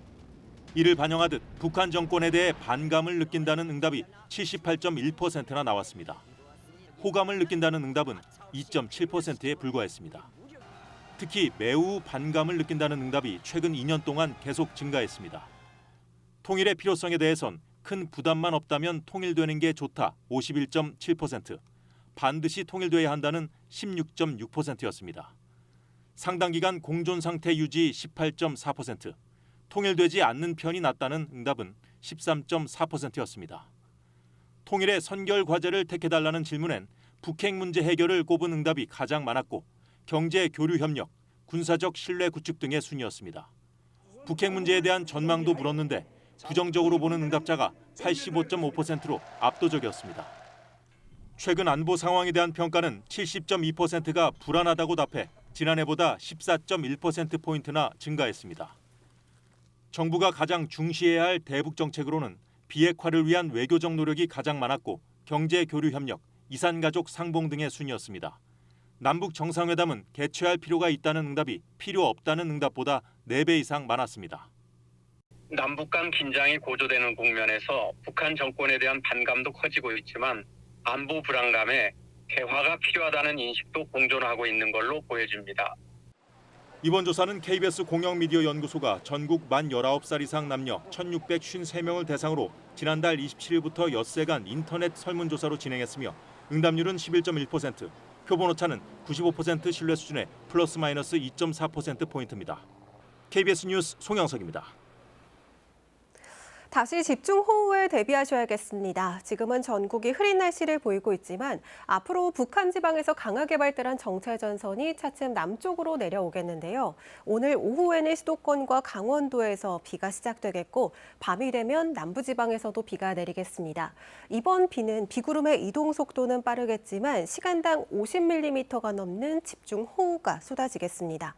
먼저 내일까지 예상되는 비의 양을 살펴보면 경기 동부와 충청, 전북과 경북 서부 내륙에 최대 150mm 이상이 되겠고요. 서울 등 그 밖의 전국에서도 최대 100mm의 많은 비가 예상됩니다. 여기에 바람도 강하게 불겠습니다. 현재 경기 서해안과 강원 산지에서는 강풍특보가 내려진 가운데 초속 20에서 25m가 넘는 순간 돌풍이 불어들겠고 오늘 전국적으로 바람이 강하겠습니다. 비가 내리기 전까지는 수도권과 강원 지역에서 소나기가 지나는 곳이 있겠고요. 낮 동안에는 후텁지근하겠습니다. 서울이 30도, 대전 35도, 광주 32도 등 대부분 30도로 웃돌겠습니다. 바다의 물결은 서해상에 풍랑특보가 내려진 가운데 물결은 동해와 서해상에서 매우 높게 일겠습니다.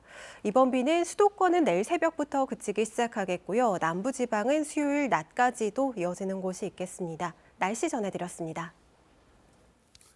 시중금리가 가파르게 상승하면서 대출자들 이자 부담이 커지고 있습니다. 그동안 상대적으로 낮았던 주택담보대출 변동금리도 높아졌고 일부 신용대출은 이자가 1년 새 2배 가까이 늘어나기도 했습니다. 정재우 기자입니다. 8천만 원의 신용대출을 받은 30대 직장인. 만기를 연장하려고 봤더니 1년 전 연 2.8%였던 금리는 5.4%까지 높아졌습니다. 다달이 내야 하는 이자는 37만 원, 불과 1년 만에 2배 가까이로 늘어난 겁니다. 갑자기 월에 20만 원씩 그냥 내다 버리는 느낌이니까 많이 아깝죠, 아깝고. 여기에 주택담보대출과 남편의 신용대출까지 합하면 다달이 원리금 내는데 200만 원이 들어갑니다. 외식 횟수나 이런 것도 확 줄여야 되는 상황이고 생활이 좀 타이트해질 것 같아요.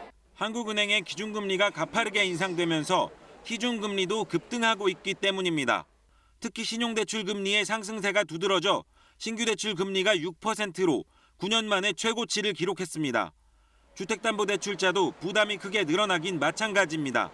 시중금리에 따라 금리가 변하는 변동금리 대출 상품이 80%나 되기 때문입니다. 지난 6월 기존에 나간 은행권 주택담보대출의 평균 금리는 3.1%로 1년 전보다 0.5%포인트 가까이 올랐습니다. 이러한 수치들에는 고정금리부 대출까지 포함되어 있습니다. 상승분을 상당 부분 상쇄시키기 때문에 순수하게 변동금리부 대출에 적용되는 실제 금리 상승분은 0.5%보다는 훨씬 더 높을 수밖에 없다. 4대 시중은행의 주택담보대출 신규 금리도 고정금리형과 변동금리 모두 금리 상단이 6%에 육박했습니다. 물가를 잡기 위해 미국 중앙은행이 다음 달 기준금리를 0.5%포인트 이상 인상할 거란 전망이 힘을 얻고 있는 상황. 환율 안정 등을 위해 이달 한국은행이 기준금리를 추가로 올릴 수도 있는 만큼 대출자들의 부담은 더 커질 가능성이 큽니다. KBS 뉴스 정재우입니다. 글로벌 브리핑입니다. 이집트의 수도 카이로 인근 교회에서 화재가 발생해 수십 명의 인명피해가 발생했습니다. 불이 나자 교회 밖으로 빠져나오려는 사람들이 한꺼번에 몰리면서 피해가 더 컸습니다. 보도에 최진아 기자입니다. 교회 건물 외벽이 시커멓게 그을렸습니다. 폭격을 맞은 듯 건물 일부가 무너지고 건물 옆에 주차돼 있던 자동차 유리창도 산산조각 났습니다. 이집트 수도 카이로 인근의 교회 건물에서 화재가 발생한 건 현지 시간 14일 오전 9시쯤. 불은 건물 2층에서 시작됐는데 당시 교회 안에서는 수천 명의 신자가 예배를 보고 있었습니다. استحالة طبعا الناس بقت ترمي نفسها من فوق لو صورت عربية ابونا عبد المسيح هتلاقي الدنيا متكسرة في العربية بسبب ان واحد نط من فوق عشان يلحق نفسه ودلوقتي هو موجود في مستشفى الموظفين دراعه وظهره مكسرين. 이번 화재로 최소 41명이 숨지고 45명 이상이 다쳐 인근 병원에서 치료를 받고 있다고 이집트 보건당국이 밝혔습니다.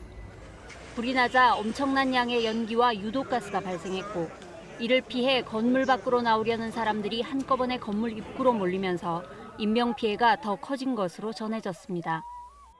مش عارف لمس كهرباء حصل ولا ايه اللي حصل ففي اطفال فوق والناس كبيره لحقنا اللي لحقناه وما لحقناش اللي لحقناه بنبص فوق في السماء لقينا كل الجو رماد بسواد من فوق بدل ما سما بيضة لا ده سواد. 소방당국은 누전으로 화재가 발생한 것으로 보고 정확한 화재 원인을 조사하고 있습니다. 이집트에서는 작년 3월에도 카이로 인근 의류 공장에서 화재가 발생해 최소 20명이 목숨을 잃었습니다. KBS 뉴스 최진아입니다. 중국 스촨성 청두의 한 계곡에서는 물놀이 하던 피서객 7명이 계곡물에 휩쓸려 숨졌습니다. 당시 산간에는 많은 비가 내리면서 계곡물이 급격히 불어 피서객들이 미처 대피하지 못하고 변을 당했습니다. 보도에 오세균 특파원입니다. 중국 스촨성 청두의 한 계곡. 계곡에 머물고 있던 야영객들은 대수롭지 않다는 듯 태평합니다.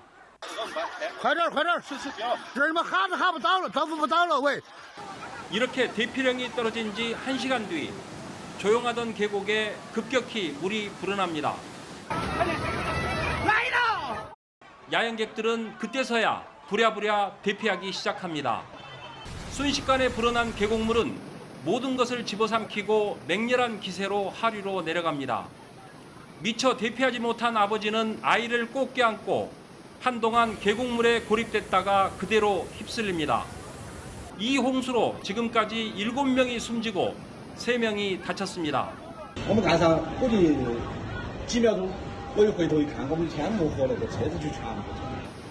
산 정상 부근에 시간당 24mm의 집중호우가 쏟아진 게 화근이었습니다. 이 계곡은 2015년과 17년에도 홍수가 발생해 피서객의 출입을 막으려고 철조망까지 설치했지만 소용없었습니다. 전문가들은 여름철 계곡 피서는 평소 맑은 날씨 때와는 달리 일단 비가 내리기 시작하면 수위가 급격히 올라가 손 쓸 틈도 없이 위험에 빠질 수 있다며 피서객들의 각별한 주의를 당부하고 있습니다. 선양에서 KBS 뉴스 오세규입니다. 고 이건희 회장이 기증한 작품 중에서 이중섭의 작품만 따로 한 자리에 모은 특별전이 열립니다. 독특한 은박지 그림, 또 말년에 그린 풍경화 등 그동안 쉽게 접할 수 없었던 이중섭의 예술 세계를 만나볼 수 있습니다. 안다영 기자입니다.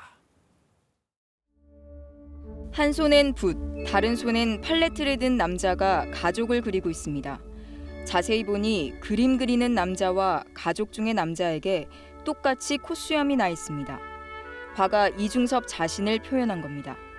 이중섭은 1952년 일본으로 가족을 떠나보낸 뒤 담뱃갑 속 손바닥만한 은박지에 이런 은지화를 즐겨 그렸습니다. 은지화에서도 자주 등장하는 새와 닭, 물고기와 개는 자신의 가족을 의인화하거나 가족과 함께했던 제주 시절을 표현하기 위한 단골 소재였습니다. 두터운 필지로 그려낸 어미닭과 병아리 2마리, 추상적인 형태로 표현한 물놀이하는 아이들과 물고기, 고 이건희 삼성 회장의 기증으로 존재가 세상에 처음 알려진 이 두 작품도 마찬가지입니다. 때론 같은 구도를 다른 기법으로 반복적으로 그리기도 했습니다.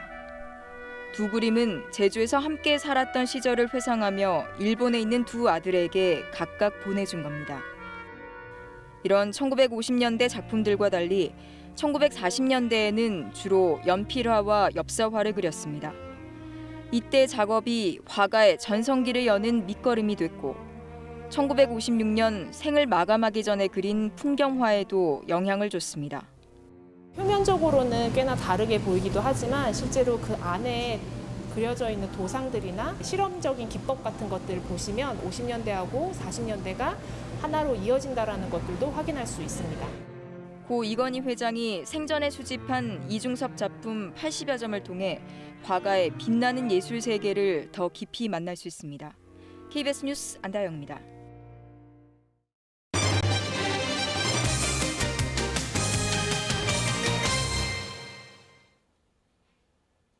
서울 광화문 광장이 새 단장을 마치고 서울의 명소, 시민들의 쉼터로 문을 연 지 일주일이 넘었습니다. 광화문은 청와대와 인접해 예로부터 집회와 시위가 참 많았던 곳인데요. 서울시가 앞으로는 이런 것들을 사실상 금지할 움직임을 보이자 반발과 논란이 일고 있습니다.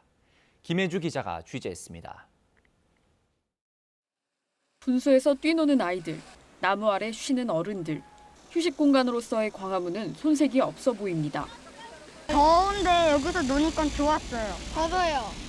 너무 넓고 좋아졌어요. 이런 공간이 없잖아요, 별로. 재개장한 광화문 광장. 면적은 2배 더 넓어졌습니다. 대형 화분과 분수 등 시설물도 곳곳에 배치됐는데 그만큼 행사용 개방 공간은 많이 할애되지 않았습니다.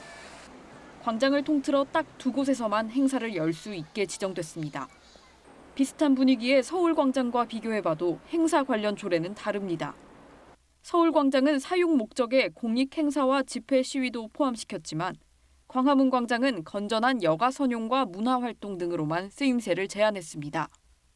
서울시는 광화문 광장 행사 신청이 들어올 경우 조성 목적에 위배되는지부터 따져볼 거라 했는데 사실상 집회 금지 방침으로 받아들여지고 있습니다.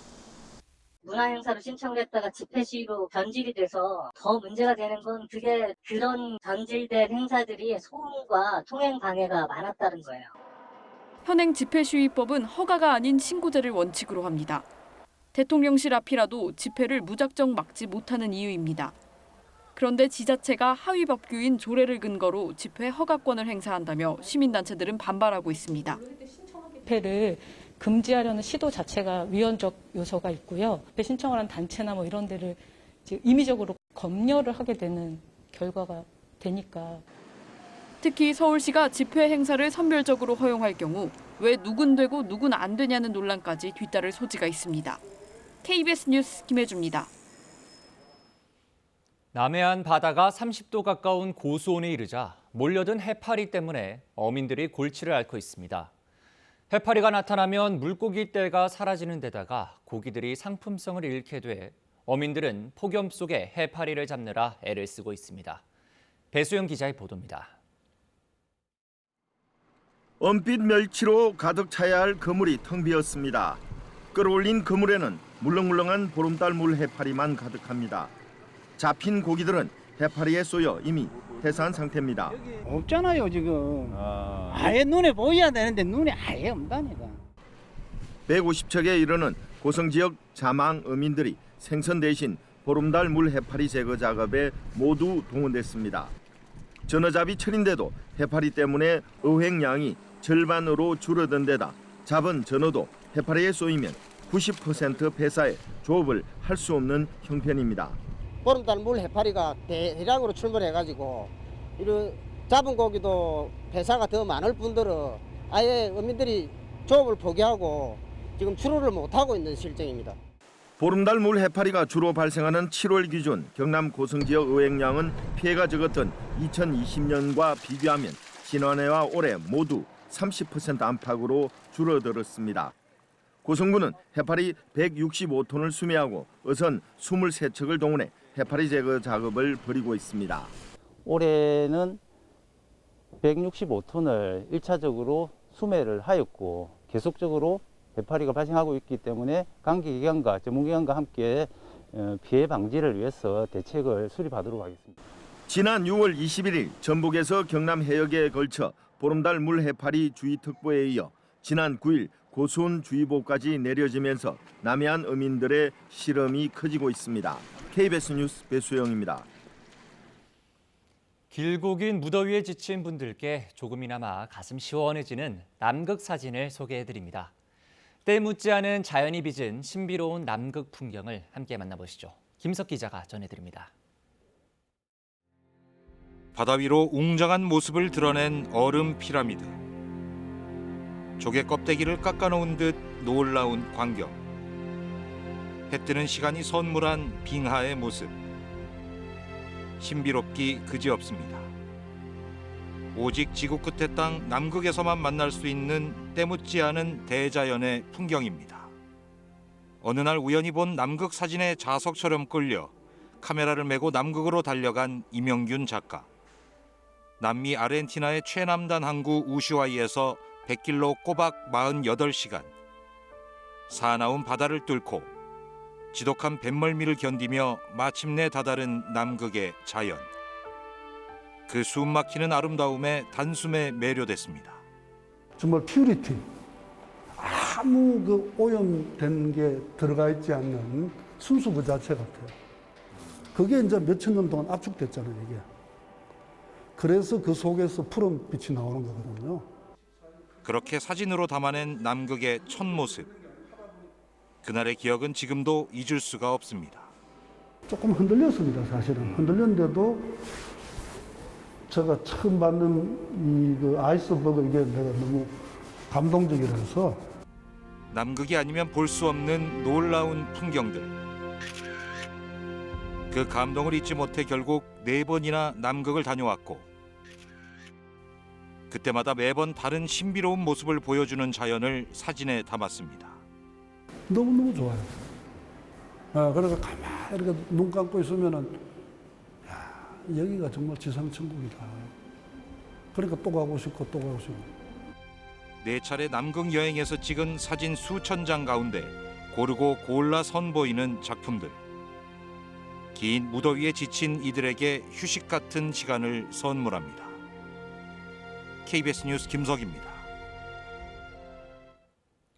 일제의 침략으로 고통받은 사람들 가운데 낯선 일본 땅에서 차별과 멸시를 견뎌낸 제1조선인들이 있습니다.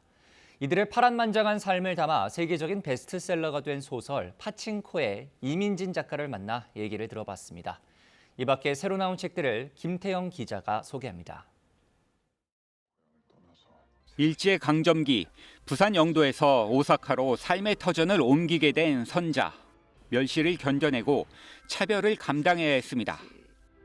새로운 번역과 함께 개정판으로 찾아온 소설 파친코는 4대에 걸친 제1조선인의 파란만장한 삶을 그려내며 낯선 이국 땅에서 삶을 개척해 나가는 한국인을 이야기합니다. When I studied the history of the 제일교포 and all the unfairness they lived through for such a long time, even now, what really impressed me is how did they keep going? 그 바탕에는 가족이 있었다고 작가는 말합니다. And it's because inside, even at great risk, they felt, but no matter, I must keep living. I must take care of my family. And I thought it was very beautiful. 역사는 우리를 저버렸지만 그래도 상관없다. 전 세계 독자를 사로잡은 첫 문장도 그렇게 나왔습니다. Even if important, powerful people don't care about us, or if the world is unfair, we have to say inside. But no matter. 무슨 상관, right? 상관없다. And I'm going to do it anyway. 소설이 전하는 메시지 가운데 하나이기도 합니다. And that feeling of defiance is wonderful. And if you don't have that feeling of defiance, a kind of rebellion, it's very hard to live. And I wanted to honor that in my first sentence. 이민진 작가의 다음 작품은 아메리칸 학원으로 사교육 문제를 다룰 예정입니다. 지난 5일 한국의 첫 달 탐사선 다누리를 실은 로켓이 하늘로 솟아올랐습니다. 공학자 곽재식 교수는 우리가 왜 그 많은 돈을 들여 우주에 나가는 연구를 해야 하는지 한 번은 품을 법한 질문에 답합니다. 지체장애, 뇌병변장애, 외소증 장애 등 저마다 장애를 안고 살아가는 7 여성. 이들이 한국 사회에서 장애 여성으로 살아가는 것이 어떤 의미인지 차별과 상처, 좌절과 희망, 꿈과 사랑을 얘기합니다. KBS 뉴스 김태영입니다. 광복절 아침 고속도로 상황 알아보겠습니다. 한국도로공사입니다. 광복절 연휴 첫날이었던 지난 토요일에도 동해안 지역으로 가는 길이 많이 힘겨웠습니다. 많은 양의 비도 더위를 식히기에는 역부족이었던 것 같은데요. 그렇다면 속초나 양양에서 돌아오는 길, 오늘 서울 양양선의 예상 정체 구간은 어딜까요? 강원권에서는 서양양과 춘천 분기점, 경기권에서는 설악 일대 지나기가 많이 어렵겠습니다.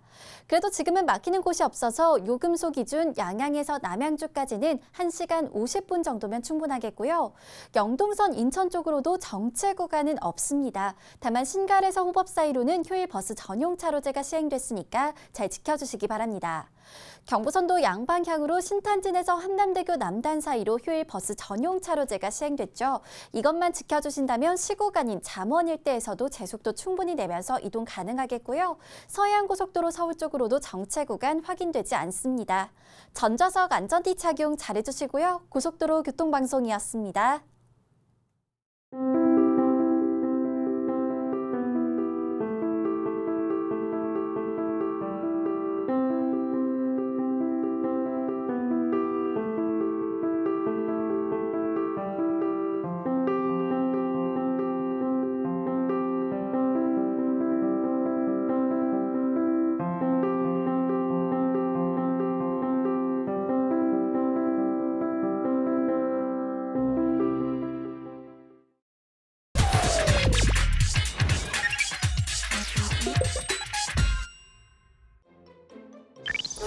무궁화는 무슨 색인가요?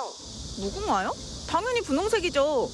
이거 보세요. 얼마나 예쁜 분홍색이에요. 무슨 소리 하시는 거예요?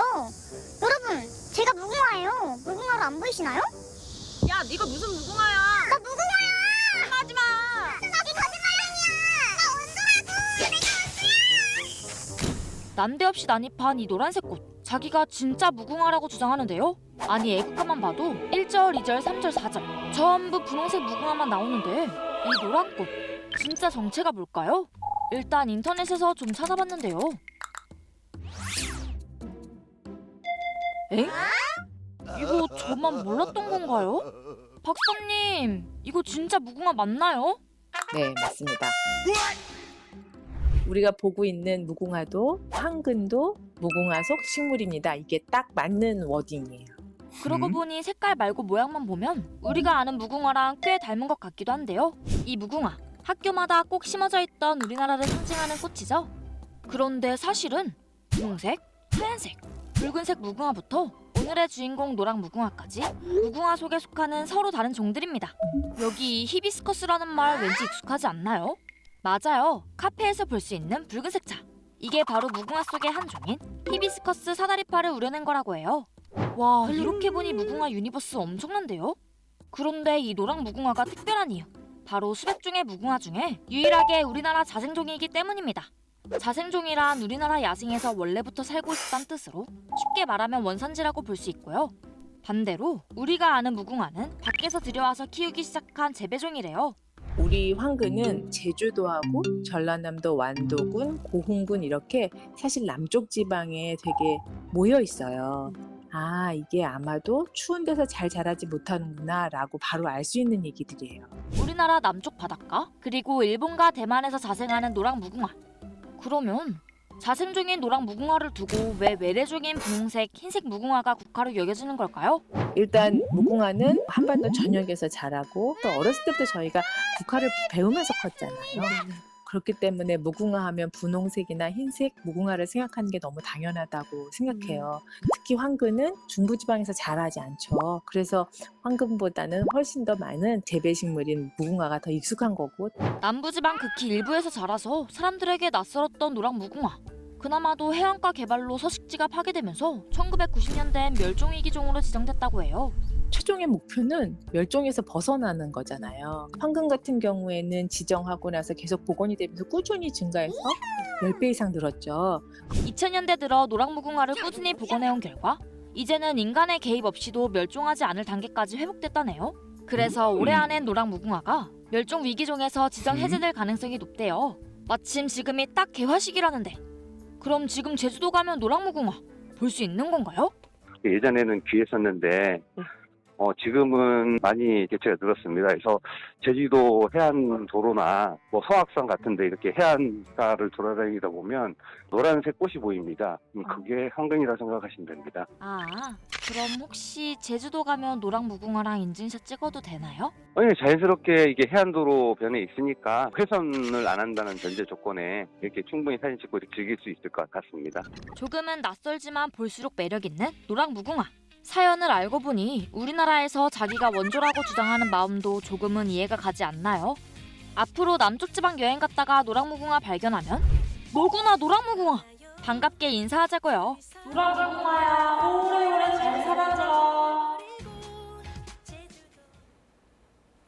광복절인 오늘은 다시 강한 비가 예보됐습니다. 추가 피해를 조심하셔야겠는데요. 현재는 전국이 흐린 날씨를 보이고 있지만 앞으로 북한 지방에서 강하게 발달한 정체전선이 차츰 남쪽으로 내려오겠습니다.